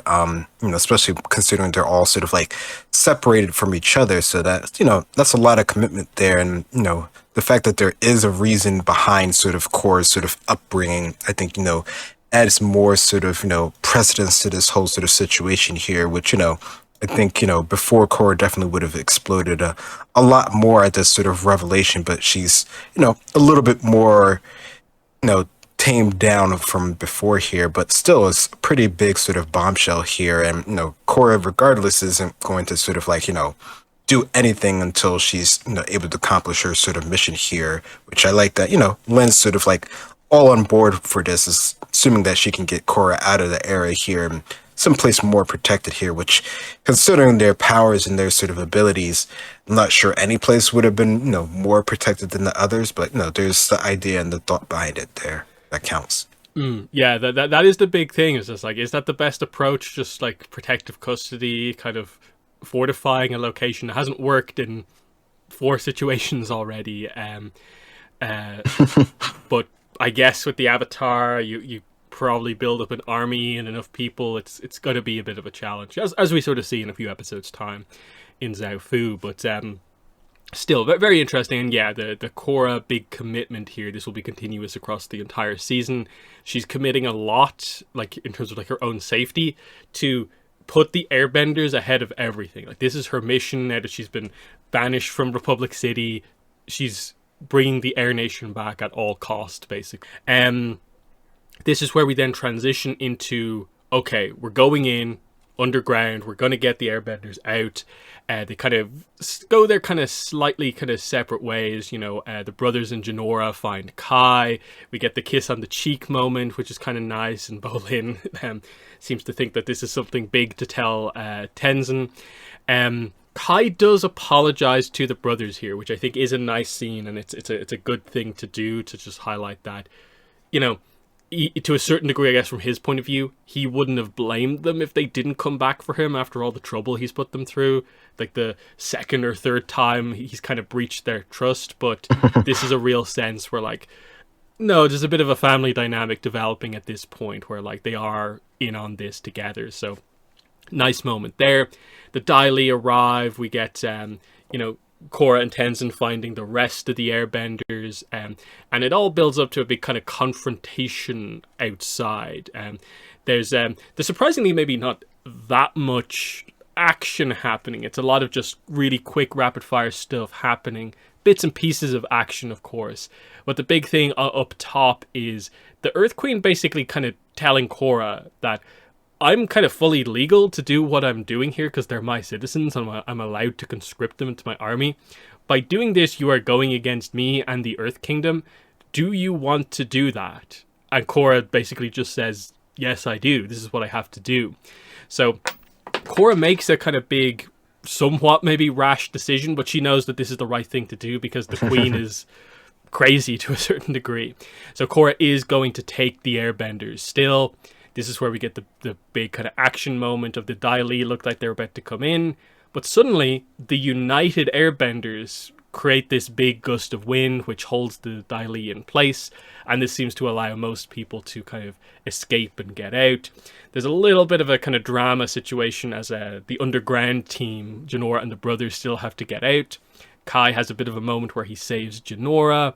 But Korra and Tenzin and Oogie end up saving the rest of the team after Bolin launches them into the air. So they make a bit of a desperate escape, but they do get out with all the airbenders ultimately. But they've kind of made an enemy out of the Earth Queen, as we see here. So kind of big moment here. You know, the mission goes off successfully as we'd expect, but they've properly had Korra go against one of the world leaders here in a kind of big moment in that sense. But what are your thoughts on what happens here? Yeah, I mean, I guess considering Korra's, past history with world leaders, maybe this isn't too surprising that she isn't able to sort of get on, perfectly fine with one, or at least one with, sort of morals that are a bit sort of in question here. So I don't think, at least no one in this group here is sort of, particularly blaming Korra for the situation, and Tenzin's all about sort of the airbenders, so he wants them to be able to do what they want to do, regardless of the situation. And I like how he sort of, finally resolves things as well. But the action scene itself is pretty cool. I mean, it is sort of like trying to be sort of more clandestine, so they're, not actively trying to sort of have any conflict here. And, I think it's just sort of a testament to sort of the Dai Li and sort of their, I don't know, general sort of craftiness, or just sort of how, the Dai Li agents are, sort of created that, of course they already know about the situation going on. Makes you wonder why they didn't sort of try to like stop it from initially happening, or maybe they just sort of got a little bit wind of it after the fact. But, we can still see that they're a pretty sort of potent force here, but the combined efforts of the airbenders, like you're saying, is pretty huge to see, sort of all the airbenders sort of working together, especially considering, in the past, we haven't seen many airbenders, at all. So the fact that we get to see sort of how much they can do together, and, as we go later on in this season, we'll get to see more of this as well, of course. How strong they can be together. And, they're not really trained at all. I mean, no, they're trained via the Dai Li, but that's not really the same way as sort of like real airbenders trained here. So they're, not really doing anything that crazy. It's just that there's so many of them that they're able to sort of hold everything sort of at bay. So no, I like that sort of bit of them sort of working together for the first time here and seeing how that progresses over time. Yeah, it is cool in that sense, in that like, yeah, these giant like multi-person airbender moves like haven't been seen in generations basically. Like even including like Korra, there's only like 5 prior to the new airbenders. So it's kind of cool to see a whole group of them kind of do it together. The Avatar, Tenzin as the kind of main airbender, and a lot of these new ones working together. It's a cool scene in that sense, in terms of like that's what the whole point of these early episodes in this season is about.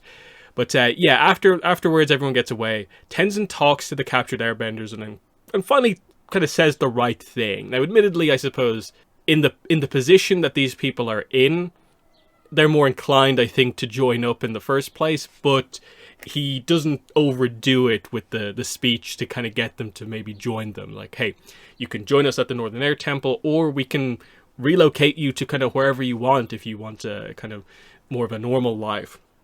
But everyone seems to actually join up at this point, and there's a big nice moment between kind of Korra and Tenzin as they kind of see that the plan is actually working here. There actually will be a future of the Air Nation now that they have, you know, a bunch of people, and they better know how to get the right people on board from other places as well. There's certainly a little bit of maybe nuance here with regards to, like, okay, these people were taken off the streets of Ba Sing Se by the Earth Queen, kind of conscripted. I guess the idea is that they can't really go back to their homes because they'll probably just be found again and punished. So they kind of are forced to kind of take on this new life regardless. They maybe, and it kind of, I guess they kind of do tackle that a little bit in original Airbenders kind of later on, that, like, you know, they're in, but, like, they're maybe not as in as maybe Tenzin and some of the others really want. And there's some nuance to that we'll get into in episode 7. But what are your thoughts on this scene, Tenzin with the newly freed Airbender? Yeah, I mean, I think it's a nice scene. It does have, you know, a good sort of emotional beat to sort of cap things off and to show that they, you know, have some options, even if they are sort of limited because of, you know, their predicament and their sort of, you know, being forced away from their sort of home originally. But, you know, I think, you know, it's nice to see them sort of do this sort of as a group, as sort of a unit, and sort of, you know, form them all sort of together here to sort of start the new sort of air nomads and the new air nation in this sort of way. And, you know, it's not 100%. There is a lot that needs to be sort of worked out, but it's a start. Mm-hmm. And then the final scene is just highlighting that Tenzin is going to take the new recruits and go to the Northern Air Temple to start training. And then Korra and, like, kind of Team Avatar and some of the others are going to continue on with the search across the Earth Kingdom for more airbenders, with the idea that, of course, we're heading for Zhao Fu next. And that's going to introduce our other kind of key new airbender character, which will be fun to get to. But yeah, we're seeing the kind of split happen at this point. And again, you have to remember that this is under the threat of the people who are after Korra are probably still out and likely coming after Korra again. For what reason, we don't really know just yet, but that's the obvious threat and the reason that Lin has come in to kind of highlight that this is something you need to be aware of. So that's cool. This directly sets up, of course, the next arc, but also episode 7, Original Airbenders, like I said, and the different stuff that's about to happen as, like, the Red Lotus comes into play in a more proper way in the book. But what are your thoughts on this final scene? Yeah, I think, I don't know, I like that we're sort of getting the idea of how Korra's going to do things in the future going forward, and how the nation is going to, you know, sort of survive in the future here. And there's a lot of stuff going on in the backdrop, and our characters sort of don't know it, but I like that, you know, they have that sort of hug at the end, so they, you know, there's hope, you know, there's some idea of what's going to happen in the future here, but there's still a lot of uncertainty. And, you know, just the fact that they're with Lynn now, I think, is cool. Like, you know, she's always an interesting character, so to get more of her interacting with our sort of core group here, especially considering, you know, Mako was supposed to be back in the city, you know, working. It's sort of funny that, you know, she wound up sort of like coming out to sort of get them. You know, almost sort of, she's like coming out to get both of them, but really it's just for Korra here, considering the history of things. So no, I thought this was a nice way to sort of cap things off, having the two airships split off into, like, their own direction. Yeah, with Lin and Mako gone, who's running the police force back in Republic City? But yeah, that's that. And we'll move into the Avatar episode for this time out, and that is 217 Lake Laogai, which I think pretty clearly, I think it's a pretty universal opinion across the fan base, is one of the best episodes of the entire series. It's just a fantastic episode. It's the finale of this kind of conspiracy arc. There's still more to happen in Ba Sing Se, as, like, we get maybe a different conspiracy happening when, like, Azula kind of comes into play, of course. But in terms of what we've been dealing with since episode 14, and even going back to the library with Appa, this is the kind of resolution to this kind of giant middle section of the book. So much good stuff here with the Zuko Iroh stuff kind of happening, and you don't really know what the timeline is of that compared to where the gang is. Jet comes back into play. We directly address more of the stuff from 214 with like Judy, the brainwashing, of course, and just big things happening on like all sides of the stories, major character moments, unexpected things happening with regards to like character deaths and so on. And there's still set up for a few more episodes in the book. So I just think this is definitely one of the best written episodes, one of the best episodes of the show. Don't know what more to say about it really, but what are your thoughts overall on Lake Laogai? Yeah, no, it definitely is up there in terms of favorite episodes and just interesting episodes. I think it's just the idea that it just sort of caps everything off that's been building up for this sort of season and this sort of like even just this sort of like mini arc that they've had. It's not a parter in terms of like a two-parter, a three-parter, a four-parter. It's just just a good sort of conclusion to a big sort of arc in this sort of season. And I don't know, maybe that's just because there's more episodes, so there was a lot more to sort of build up to it, but it definitely feels like it has a lot sort of going for it without sort of being too sort of overwhelming, because there is a good bit of things that happen in this one, but maybe it's just over time they sort of built up, that it doesn't feel like it's too overwhelming at any one point here. But no, I think it does a great job of sort of giving us a lot of intrigue, a lot of different sort of action beats that happen, a lot of sort of like misdirection as well, even some sort of like mini sort of flashbacks as well. So it definitely covers the gamut of trying to get like a jam-packed, crammed episode, as well as some, generally some tragedy in the episode as well as reuniting our sort of group as well. I think that sort of is a major moment as well, just sort of getting Appa back in the end and how that sort of plays out. Mm-hmm. So yeah, we open up with the team giving out flyers to try and find Appa. This is important because, of course, they're going to get in trouble for this and kind of upcoming scenes for this. But also, the flyers is what's going to connect the Zuko arc into the Team Avatar arc. Because remember, Zuko doesn't know the Team Avatar is here, but Iroh has a sense that something like this is happening because Appa flew over his head in the last episode. So he's kind of kept this from Zuko. Then we get the big moment for Iroh, which is that a businessman approaches him in the tea shop saying that, hey, I want you to run your own tea shop kind of for me in the upper ring. Complete creative control because you're that good of a tea maker. You can name it, all this sort of stuff. It's Iroh's dream, but Zuko's not overly happy because, again, his destiny, he feels, is more than that, more than the simple happy life. Hence why even the relationship that he maybe had with Jin, that could have been something, he backed away from it, and it's kind of similar here. This could be good for him, but he's not super excited about it. And of course, the second he's thinking about this, he walks outside, the Appa flyer falls into his hand, and immediately doubt, and it's all the progress. Is it up in the air? What decision is he going to make?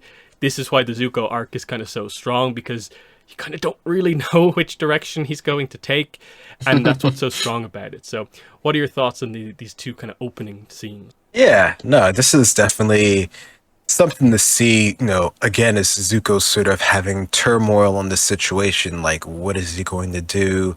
How is he going to deal with this new, sort of thing that he's having to sort of, dealt with? And we felt like he was making progress before, but now he's, sort of regressing sort of back here. So yeah, it's definitely sort of like, typical sort of back and forth for Zuko until we finally do get his sort of real revelation here. But no, I think, the idea that our group is going to sort of pass out flyers, I think, that makes sense. That's what you would do for, typically for losing a pet and stuff like that. So it just took them a bit to sort of figure out how they're going to sort of go about it on their own here, as well as, a couple laughs from Sokka and his sort of lack of art skills. Mm-hmm. Yeah, that's a fun one because, like, there's the obvious, like, connection to, like, the final scene of the show, basically. And the bad art leading into the Catan kiss, it's kind of directly set up from his bad art here. But from there we get some Judy scenes, 2 scenes back to back, and this is the original Judy that they had. She's returned. They ask her about this, and she says, "Oh, I was just on a vacation to Lake Laogai and feel very refreshed. That's why I was gone." And she kind of avoids the whole idea of the other person was also called Judy, so that kind of weirds them out. Flyers are not permitted. Aang pushes back very strongly against this, and it's just the idea that they are no longer kind of being nice about kind of dealing with Judy. They just like, yeah, we're not going to be handled. Which Toph especially appreciates as she blows one of the walls out just to break a rule. This immediately is followed by her reporting into Long Feng, and we see that she's actually very upset because she realizes that she's not doing the job that Long Feng wants because, hey, I'm not trusted by them anymore. There's nothing I can say to keep them on side at this point. She starts to kind of break down, and this is where we get the reveal of the code phrase to activate the brainwashing. The Earth King has invited you to Lake Laogai, and Judy immediately kind of stops crying and is just like, yes, I'll do exactly what needs to be done next, basically. As Long Feng reveals that, okay, we're going to handle things quietly. So the idea is that whatever happens next has been orchestrated to some extent by Long Feng. So very interesting stuff that we come back to the Judy kind of stuff, that this one returns clearly from some reprogramming, I guess, is the setup and takeaway from the end of the episode.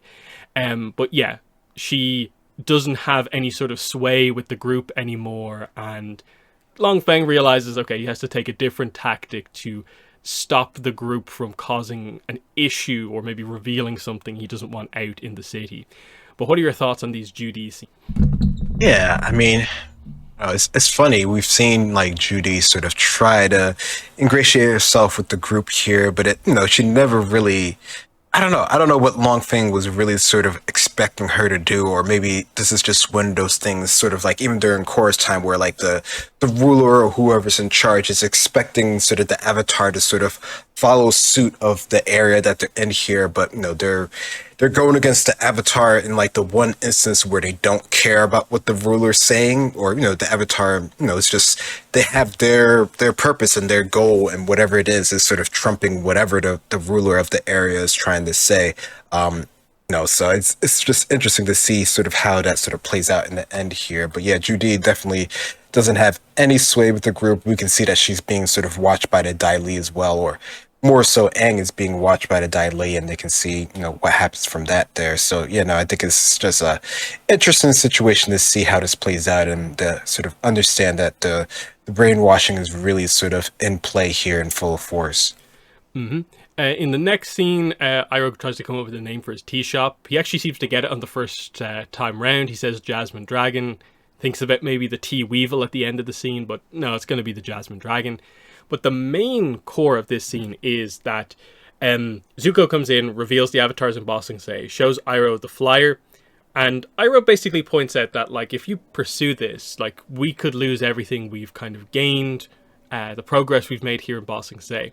Zuko pushes it, turns it around, and kind of says, well, it's everything that's good that's happened to you, because, like, it's your tea shop, you're the reason, like, we're getting this kind of advancement kind of in the city, but Iroh kind of points out that, like, it's okay to live a peaceful life if you want to, but for Zuko, of course, he highlights that he feels there's something more. There's this destiny. He's destined for more, and Iroh basically asks him to think about, what is it that you want and why. He says it's his destiny, and then Iroh points out that what your destiny is up to you. So it's interesting kind of looking back at this episode that, like, it's effectively the big moment from later on, just presented maybe less aggressively. But it obviously is meant to get Zuko thinking, and again, based on a lot of the other stuff that's happened, he's had the opportunity for the peaceful life in a few regards already, but he definitely wants more than this. But I suppose the answer that Iroh's not giving him is, like, if you pursue a destiny where you're more involved in things, does it have to be the hunt down the Avatar, get your honor back? Is there any other thing you can do? And Iroh doesn't want to just kind of say that to him. He wants Zuko to kind of come up with that on his own, and I suppose that's more what we'll get into at, like, the start of book 3 with regards to, like, Iroh being silent, not speaking to Zuko, waiting for him to make that final jump on his own. But it's cool the way it all kind of connects back to ultimately this conversation that's going to start here. that kind of started like all the way back in the early book 2 episodes as well, about like there's a simple honor in poverty, and like what Zuko learns along the way here, having to live more of a normal life along the way. But what are your thoughts on this Iroh Zuko? Yeah, I think, Zuko at this point, like he's doing better at this situation, right? Like he's able to sort of function in this sort of like lower level capacity, from his perspective, considering sort of where his sort of original sort of upbringing was. But he definitely, he still has a sense that he has had something in the past that was really, worth it. And this is not quite there yet, which, for someone of his character and his sort of age, I don't think that's too sort of surprising. I think, maybe the way that he's going about it is a bit sort of like aggressive and impetus and sort of all those sort of things that, sort of are character traits that we've come to know about Zuko, which is, a good sort of contrast to Iroh, who's, he's dealt with a lot of that stuff. So he, he has all of that sort of background and sort of history, and is, in his own way trying to lead Zuko towards this sort of new path. But I think this is, it's definitely too much for Zuko at this point. Even him sort of being, in this sort of, lower state, isn't quite sort of accepting of everything as is. Like he still needs to grow a bit more as a character in order to really sort of understand where he's come from and where he could potentially be. So no, I like that Zuko's having this conflict of interest still at this point here. He's definitely not fully done with his whole sort of character arc, but I think this is, it's a nice bit to sort of see this sort of progress, and Iroh's doing his best as well as sort of making the funny jokes as well about his tea shop. Next we have Jet appearing before Katara. So this is a big reunion, kind of like well over a season after his kind of debut. Interestingly, her reaction is a mix of embarrassment and anger. So she immediately attacks him and gains complete control over the situation, highlighting how much she's grown. Because Jet was like a proper threat to the group back in episode 10, but now Katara is just like able to easily kind of best him. Admittedly, he's not really trying to fight her because he's trying to get her to trust him, but still, he puts the swords down and reveals eventually that he has information about Appa. He has one of the flyers. He says he doesn't have the gang anymore. He's kind of changed. As the rest of the group arrive, Toph reveals her ability to sense if people are telling the truth, which comes up a bunch of times in this episode, and she says that Jet is telling the truth, that he doesn't have the gang with him. He does have information about Appa, and he is trying to find a new path for himself. He brings them to an empty warehouse. Toph finds some bison fur here.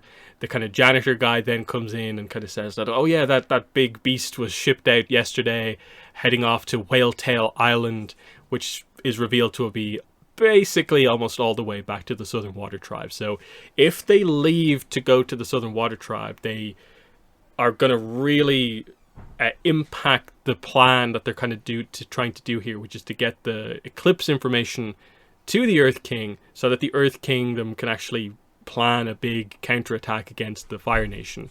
So it's this real question of, we need Appa, but that's a massive detour. That's like weeks, potentially like a month-long trip back there and back to make this happen.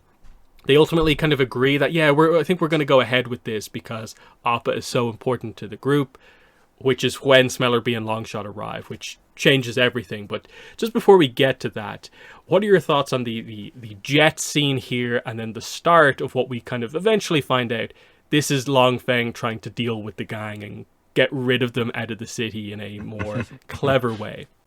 Yeah, I think he definitely has a better way of going about it, considering how the Queen tried to do it with Korra here. But no, I think seeing Jet is interesting. I mean, we know he's in this city. We know he's had interactions with Zuko already, but we don't necessarily know exactly what sort of happened. We know that he got captured, and we see him, and he seems pretty normal. He seems pretty his typical sort of character self here. But you get the feeling that there's something going on here that we're not sort of quite aware of, but I think they do a good job of sort of not making it super obvious. I mean, in hindsight, it seems pretty clear now that we've seen things a bunch of times, but I think it's still, from our character's point of view, it still seems pretty well placed that he would, potentially be able to sort of help in this situation. But I don't know, it's funny. Katara does definitely sort of handle him pretty well here, highlighting her skills. Like she's definitely has the situation in hand here. But no, I like this, and especially getting the whole group together to sort of,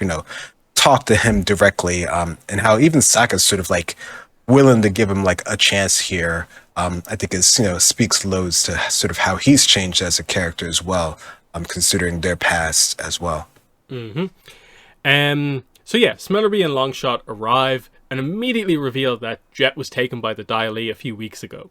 Toph, of course, reveals everyone's telling the truth here. That Jet was taken, but also Jet's telling the truth when he says that like he wasn't taken and everything that's going on here. Sokka comes in and, I think this is the one part that the fandom comes up with a lot. Like, is it a reasonable inference to immediately go brainwashing as a thing if you don't know brainwashing is actually kind of like possible? But I guess it's a reasonable enough way to kind of come to that conclusion of like, yeah, maybe it is a little bit weird how Jet's been acting, if he's been taken by the Dai Li. Maybe there needed to be a scene where they maybe figured out that like, oh, like they figured out Judy, something's going on, like she's been programmed to act in a certain way, and that's why it's in their heads that this is even possible. But still, Sokka comes to the conclusion Jet's been brainwashed, and they just grab him. It's a pretty kind of dark scene in that it's like it was like Jet getting taken away by the Dai Li, except it's his gang and Team Avatar. So a very interesting kind of scene here. Toph's truth-telling powers coming into play, like quite heavily here. But also Smellerbee and Longshot, you can see the desperation in their eyes that like they finally found Jet again after all this time, because he's been quote unquote reactivated as like Long Feng's agent here, basically. But what are your thoughts on this scene? Yeah, I don't know. I mean, it definitely feels like something's fishy going on, and I don't know, Sokka. I mean, I think out of all of them to sort of consider the brainwashing, it makes sense that Sokka would say that because he's just sort of out there and things. But I think usually, whenever he says something that's really sort of out there, people are more sort of like hesitant about, him sort of saying things. But I think, the fact that there's such sort of like conflict in the truth telling from what, Toph is sort of reading here, I think they could tell that something was going on, maybe not necessarily brainwashing, and that's just sort of a bit of a leap on sort of Sokka's part here. But no, it's definitely interesting to get to see this whole sort of series of events get played out, from them sort of getting this sort of misdirection to sort of realizing that something is really going on here, especially when we get sort of his core group of freedom fighters back in the situation. But I like that they're at least all sort of like working together to sort of try to figure out this sort of situation here, even it does seem like a bit sort of just sort of like the other side of like a group's trying to sort of like support him and have sort of this like intervention, basically. Mm-hmm. We then get a quick scene highlighting that the Blue Spirit is back. So the Blue Spirit captures a Dai Li agent pretty nicely by Zuko, actually, the way he does it here. And this is the idea of how Zuko is going to get into the secret Lake Laogai that the rest of the group is going to find out about via Jet, of course. This is how Zuko does. So yeah, the return of the Blue Spirit is kind of fascinating, because this obviously represents a specific kind of like aspect of his kind of personality, the idea that this is the Zuko where all this bad stuff happens to, but as the Blue Spirit, he's this like elite stealth swordsman kind of character who's actually like amazing at things, but also he's typically used it to kind of steal to get Zuko back to a position where it's like he's still living the good life, and here he is going back to the old ways of like effectively getting information on Aang and Appa, referring to like the way he kind of like used to be. So I always like that aspect of like what the Blue Spirit represents to Zuko as a character, like what he's going to leave behind at the end of this episode by finally putting the mask down. But what are your thoughts on the return of the Blue Spirit? Yeah, no, I think that was always a cool aspect of his character. It's just sort of like him sort of stepping out to do whatever he can to succeed without sort of, bringing direct attention on himself. I think that's always been sort of like a fan favorite, sort of like, secondary character or just a B side of Zuko and sort of his personality here. Just able to do things, not necessarily needing to use his sort of firebending skills or even wanting to use it because that would draw too much attention to himself. Just the fact that he has this whole other, skill set is really cool, especially how, it plays into Sokka and what he learns as well. So, no, I think that's a really cool aspect. And to get to see it here in this city here where, there's a lot of things going on behind the scenes. It seems, I think it seems appropriate that the Blue Spirit would come out. Mm-hmm. And yeah, from there we see what's happening with Jet, their kind of intervention. They have him kind of like strapped down, but immediately they are trying to help him. They kind of try to talk to him and get him to remember everything from before. And that maybe that will clear his head and allow him to give them the information that's required.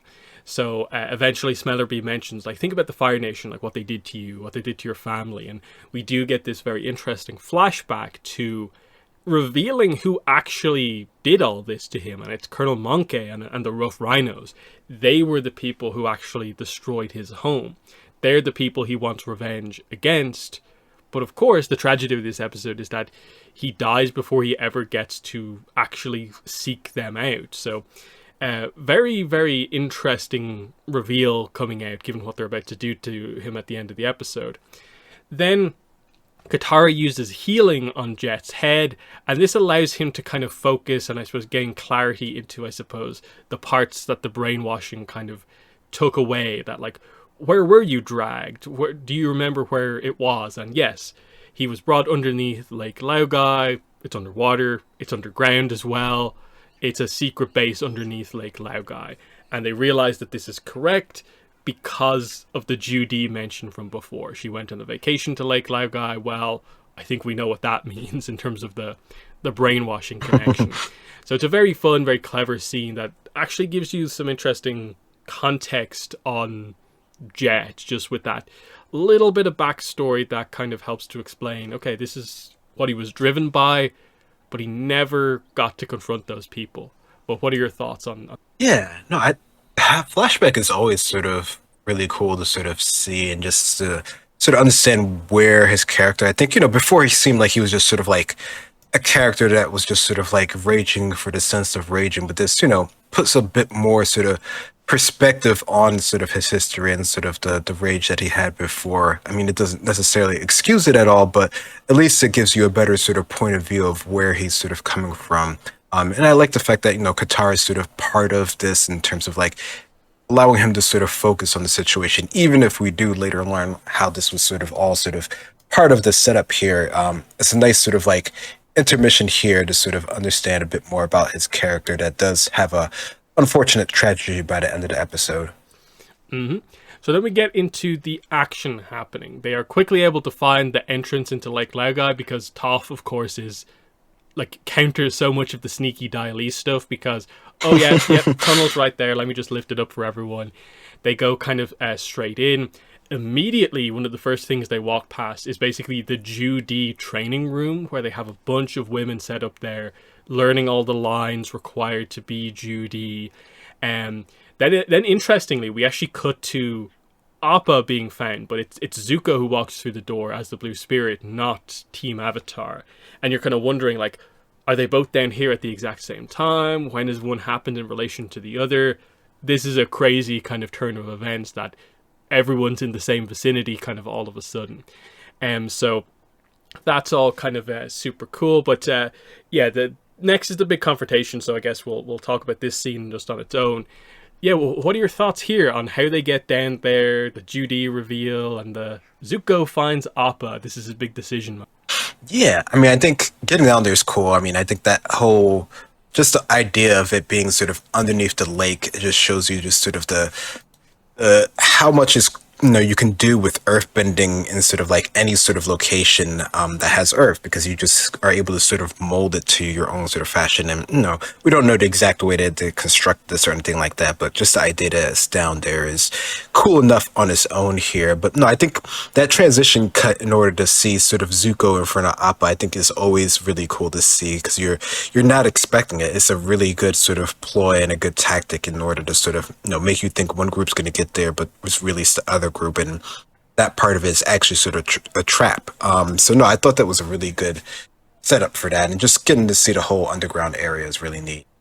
So yeah, then we get the big confrontation when they get out into the open area. Long Feng and the Dai Li are there. Like it's the whole Dai Li. It's a massive, massive fight that happens, and you see how just impressive, like especially like Toph gets to be here, where you. Like, we already saw this in, like, the Blind Bandit episode. Her against other Earth Rumble Earthbenders, but it's kind of hard to judge what level they're all at against each other. Whereas we know how good the Dai Li are, and here's Toph dealing with, like, two of them coming at her from the walls with their crazy skills, but she completely counters them. But it's a chaotic situation, so, like, then another one arrives in, and she nearly gets kind of, like, slammed into the ground, and, like, Jet swings in and saves her. You see, like... long shot with like the best archer kind of in the series being protected, but he never misses. Smellerbee is doing a little bit, and Katara of course is now a master, so she's really strong. It's a really, really cool and dynamic fight. Now they don't focus on it too much because we're still trying to make the plot happen here, and so Long Feng makes his escape when it's clear that everything's not quite going well. Aang and Jet follow while the others deal with the Dai Li agents, and this brings us to this kind of big moment here where it seems like they have Long Feng cornered here. Aang and Jet, they should be a match for him, but he activates Jet's brainwashing, so Jet attacks Aang, but Aang, because he's had the scenes kind of getting through to Jet from before, plays on the idea of like, remember the freedom fighters, and he's actually able to turn Jet back around, but only Jet is kind of aware that he's kind of broken out of it. So he uses this kind of distraction to do this kind of big attack on Long Feng, throwing one of his swords, but Long Feng dodges and counterattacks with this kind of vicious earthbending attack, and this mortally wounds Jet as Long Feng escapes here. Interesting line, kind of looking back, that foolish boy, you've kind of like doomed yourself type thing. So there's a bunch of dialogue surrounding what's happened to Jet here that makes it really clear that this is not just that, oh, he's taken a hit, he's down. It is like, this is a killing blow, and we're trying to, as best as this show can, given that it's a Nickelodeon show, it's a relatively experimental show for Nickelodeon, we're as best as possible trying to make it clear that this teenage character is dying because of what's just happened here. So what are your thoughts on this? The action scene and then building up to the big moment, Jet dying as we end this scene. Yeah, the action scene I think is really good. I think, just the fact that there's so many moving pieces. I think whenever a series or a show, and especially Avatar, can do that, especially with all of their sort of abilities and skills, it always makes for like a compelling sort of battle. I'm sure it takes like forever to sort of produce and stuff like that, but it's definitely, visually is very fun, very pleasing to actually see that all sort of play out there. So it's definitely sort of one of the highlights of the episode, and I think it's something that people sort of always sort of mention. But yeah, the idea of Jet sort of like not surviving this encounter, even though they do, mention this later on in the series and sort of play it up a little bit here. It's always been one of those moments that people always mention in the series, considering how, serious it is, and how often you don't see that, or at least, you used to not see that in any sort of, media, especially not something that's sort of designed for kids. So, the fact that it, took that leap, took that sort of willingness to even do that, even if for, a lot of people it wasn't, completely sort of clear, I think it definitely, it's one of those things that sort of makes Avatar stand above a lot of other different shows. Mm-hmm. Yeah, especially given that, like, we were discussing some book 3 episodes here, we talked about Pali. This is the same franchise that will kill off Pali in probably one of the most brutal ways possible that you've maybe seen in animation, given Hmm. that like they're not going to super directly show it, but like that leaves nothing to the imagination. This is still relatively clear. I suppose it's just because like the move that he delivers to him, because you don't see kind of almost the mechanics of how he gets hit, it's a little bit like, wait, what happened here? How's this different than any other character getting hit with earthbending?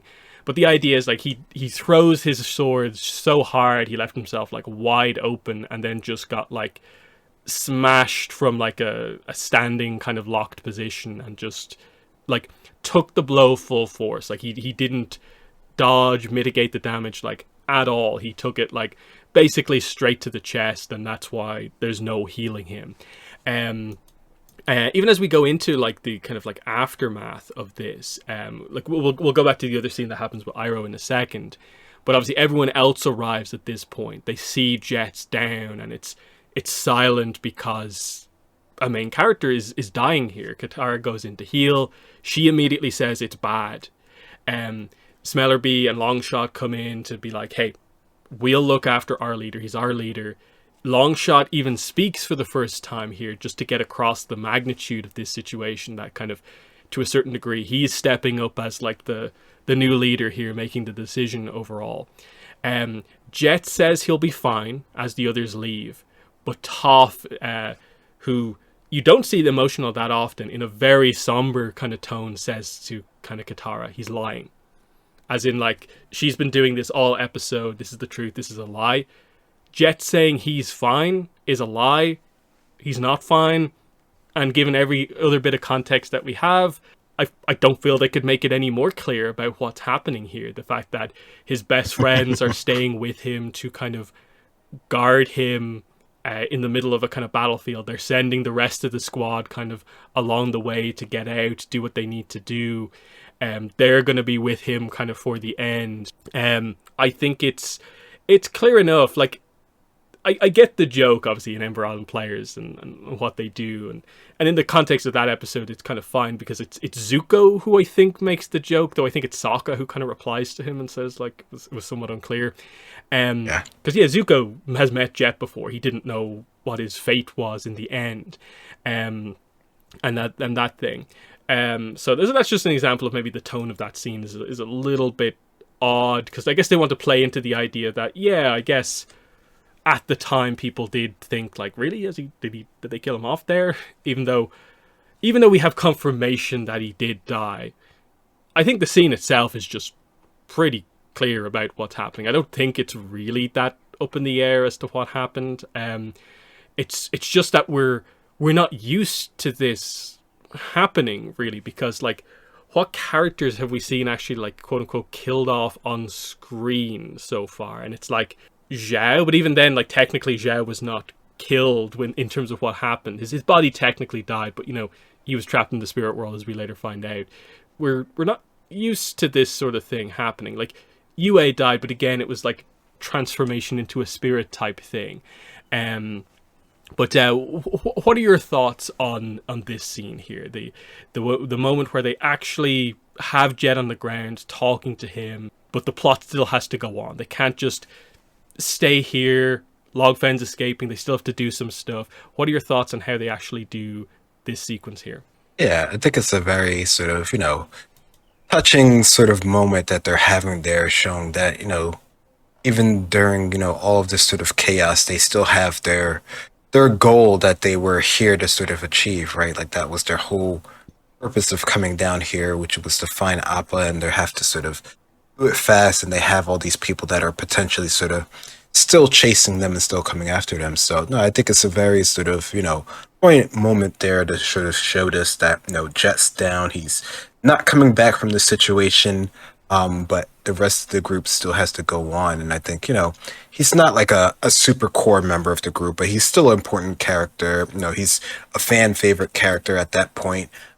So, he does mean a lot to a lot of people, as well as our group who've had, relations with him in the past there. So no, I think it's definitely a pretty sort of serious and somber moment there. And I think, part of it is just sort of, you don't sort of expect that sort of thing. But that's, sort of what makes it good, is that you wouldn't expect, any of our sort of characters, even, secondary characters, to sort of be killed off in that sort of way there. So I think it's, just part of those things that, especially on this sort of type of show, that you wouldn't expect it. So a lot of it, part of that just sort of plays into the idea of like, is this character really dead? Even though, I think they do a pretty good job of, like you're saying, making sure that he's not coming back from this, or, he won't be seen much, if ever, again. Mm-hmm. And then also like just the idea that like Long Feng as like the villain of this arc, that they actually have him like kill a kid character is a pretty big moment, because he's maybe never particularly brought up as like best villains in the show conversation, but like they have him kill a kind of pretty main character here, where not every other character has that to their kind of villain accomplishments. So it definitely helps to bring him to another level. He's not just a schemer who got himself into a good position. Look at the things that he's willing to do. He kidnaps Appa, blackmails the group, kills Jet, and it makes you want to see him go down.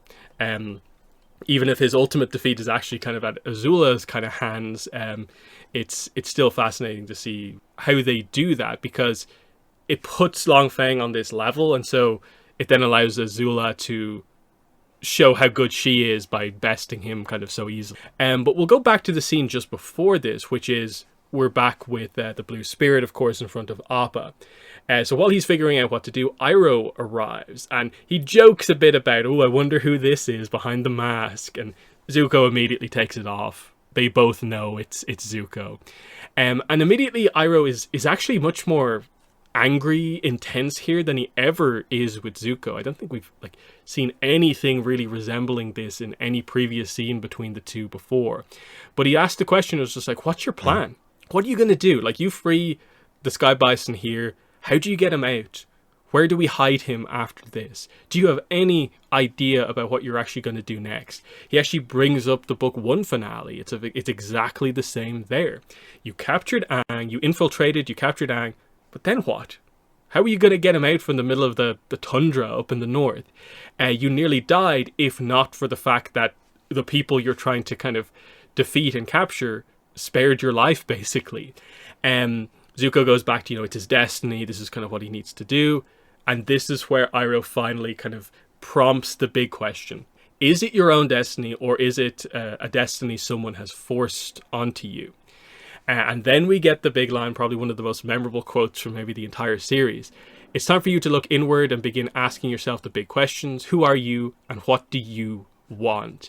And we cut away from this scene with Zuko just looking probably the most conflicted he's ever looked before. What decision does he make here? He has to think about this. What does he actually want to do? Is he just going to go ahead mindlessly with his destiny? Does he know what it is at this point in time? All of these ideas. It's a really fantastic scene, especially because they've waited until this point to show us an Iroh annoyed, angry at Zuko. And it has an impact when he finally does it, to the point where it makes Zuko question his actions. But what are your thoughts on this? Yeah, this is definitely the moment where you can get Zuko to really sort of, pause and think about what he's doing, because he's generally just like a go-go character, and, he has this sort of idea of his life and his sort of history and his past. So this is definitely a turning point for him. I think that's the whole point that they're trying to make here, is that like he's been just going on this sort of single idea that he's had in the past that, has been forced upon him. I mean, he thinks it's part of his destiny. He thinks it's part of his goal. And, in some way, maybe it is part of it, but it's sort of like how you're going about it that might not necessarily be the right thing. But he doesn't, he hasn't figured that out yet. But this is his chance to figure that out. And I like that Iroh is sort of, really sort of finally getting through to him directly. Iroh generally tries to help people sort of like figure out their own sort of way, sort of, lead them along the path. But this is one of those times where he needs to be sort of like directly confrontational with someone. And this is someone he really cares about. So he's willing to sort of do that at this point. Yeah, because that is the big thing here. It's effectively, they don't do it, but it's asking, like, after everything that's happened, like, do you want to go back to my brother and be redeemed in his eyes? Do you still think all this stuff that you thought before about your father after like everything that we've been through here? Do you want to go back to that, given everything that's happened, the encounters with Azula, all that sort of stuff? He has to ask himself this because he's been on the run this entire season from basically his own family, and he's still going back to the idea of like, I want to be back involved in this. So it's fascinating to see how it plays out kind of after this.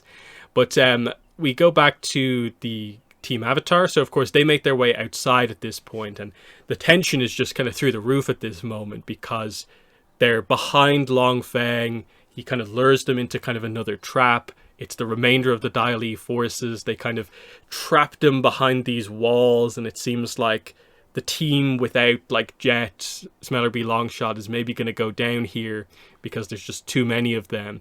And right as the attacks are about to come in, look up to the sky, Appa appears from nowhere, smashes through the walls, just like takes down the entire kind of formation of the Dai Li here. Then he Appa confronts Long Feng directly, grabs him by the leg, and absolutely sends him flying across Lake Laogai. He like skips him like 3 or 4 times.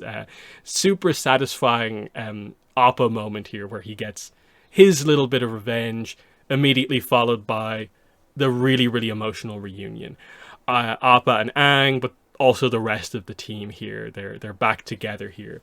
But as they leave, there's also just that feeling of like emotion of the reunion, but also the fact that they just saw Jet die, like someone in and around their age die in the middle of all of this. And especially for us as the audience, where we have maybe a little bit more context behind Jet and the, you know, he didn't get to confront Monkey before he died, it's all the more tragic as well.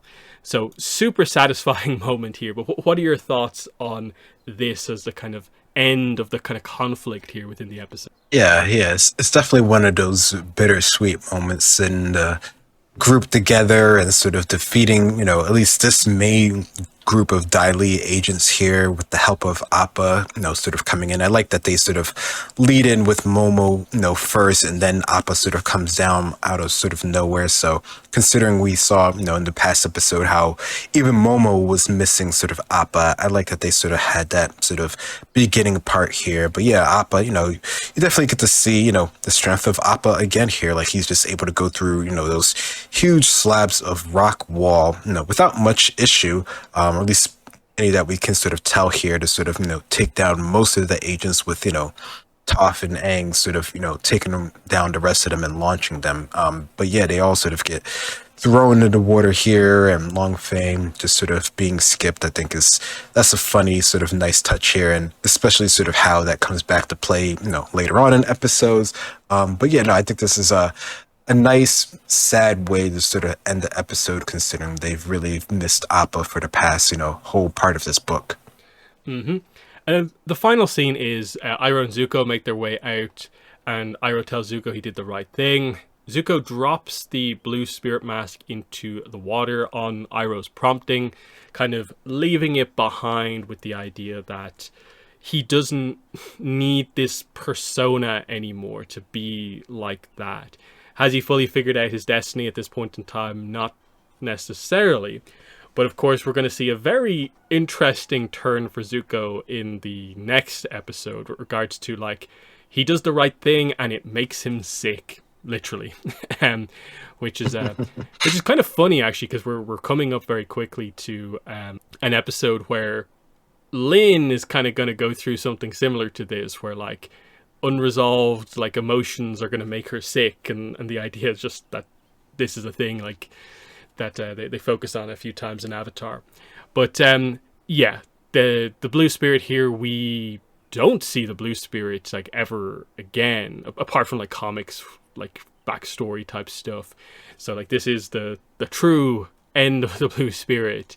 And it is a big moment, because the idea obviously is that the decision Zuko makes is to free Appa, to allow Appa to make his way back to Aang. That Zuko is the one who gives Aang back his sky bison, basically. He doesn't capture him. It's the idea that he's letting Aang go, do what he needs to do. It's not him siding necessarily with Aang, but it's, you know, a more neutral kind of take on the situation, not just I'm Fire Nation royalty, so I have to go against the Avatar. It's an interesting one, but Iroh is proud that he has made this decision. But what are your thoughts on this? Yeah, him being sort of like neutral in this sort of endeavor is a big step. I mean, I think, considering his whole, a lot of his sort of teenage life has been about sort of capturing the Avatar and how that can set him back on the path that he had before in the royal family. I think you could see a reason why it might make him a little bit sort of queasy initially, dealing with the situation, despite all the help and support that he's gotten from, Iroh, and will continue to get over this whole thing. I think it definitely is something that he wasn't expecting to actually do. It's definitely a hard thing to sort of let go, as well as just sort of the blue spirit and that whole sort of persona of his person. I mean, maybe that sort of contributed to why he sort of felt, so sort of like out of sorts, because he had to leave a lot behind in order to become sort of the new person that he will become in the future. So there's a lot to unpack there, and this is, sort of just like the start of it as well. Mm-hmm. So yeah, that brings the episode to a close. Next podcast, we're going to be reviewing just 2 episodes. So the following one to this, which is The Earth King. And then on the other side of things, we have, I think it's the Metal Clan, I think is up next for Korra. So we'll do those 2. And we're getting into a kind of batch of episodes where, yeah, it'll only be 2 per episode until we get to a little bit later into the book, where, like, yeah, some of the I've grouped here together on Avatar 302 and 303. So that'll be the next kind of 3-parter one. But yeah, we're getting through it at this point. Continuing on, I think when I planned out like the schedule for like what episodes are going to happen when, I always kind of assumed like, surely we'll start Avatar Studios before we even finish this rewatch, and we'll just see how it goes. But it's actually looking like we might be actually done before we get there if they take too long more to do it. So just an interesting one to see which happens first. Do we finish this rewatch, or do we get the Aang movie? It'll be pretty tight, but we'll see what happens. But yeah, otherwise, that's been episode 290 of the Avatar Online podcast. It's been myself and Greg. Thanks for listening, and bye. Bye.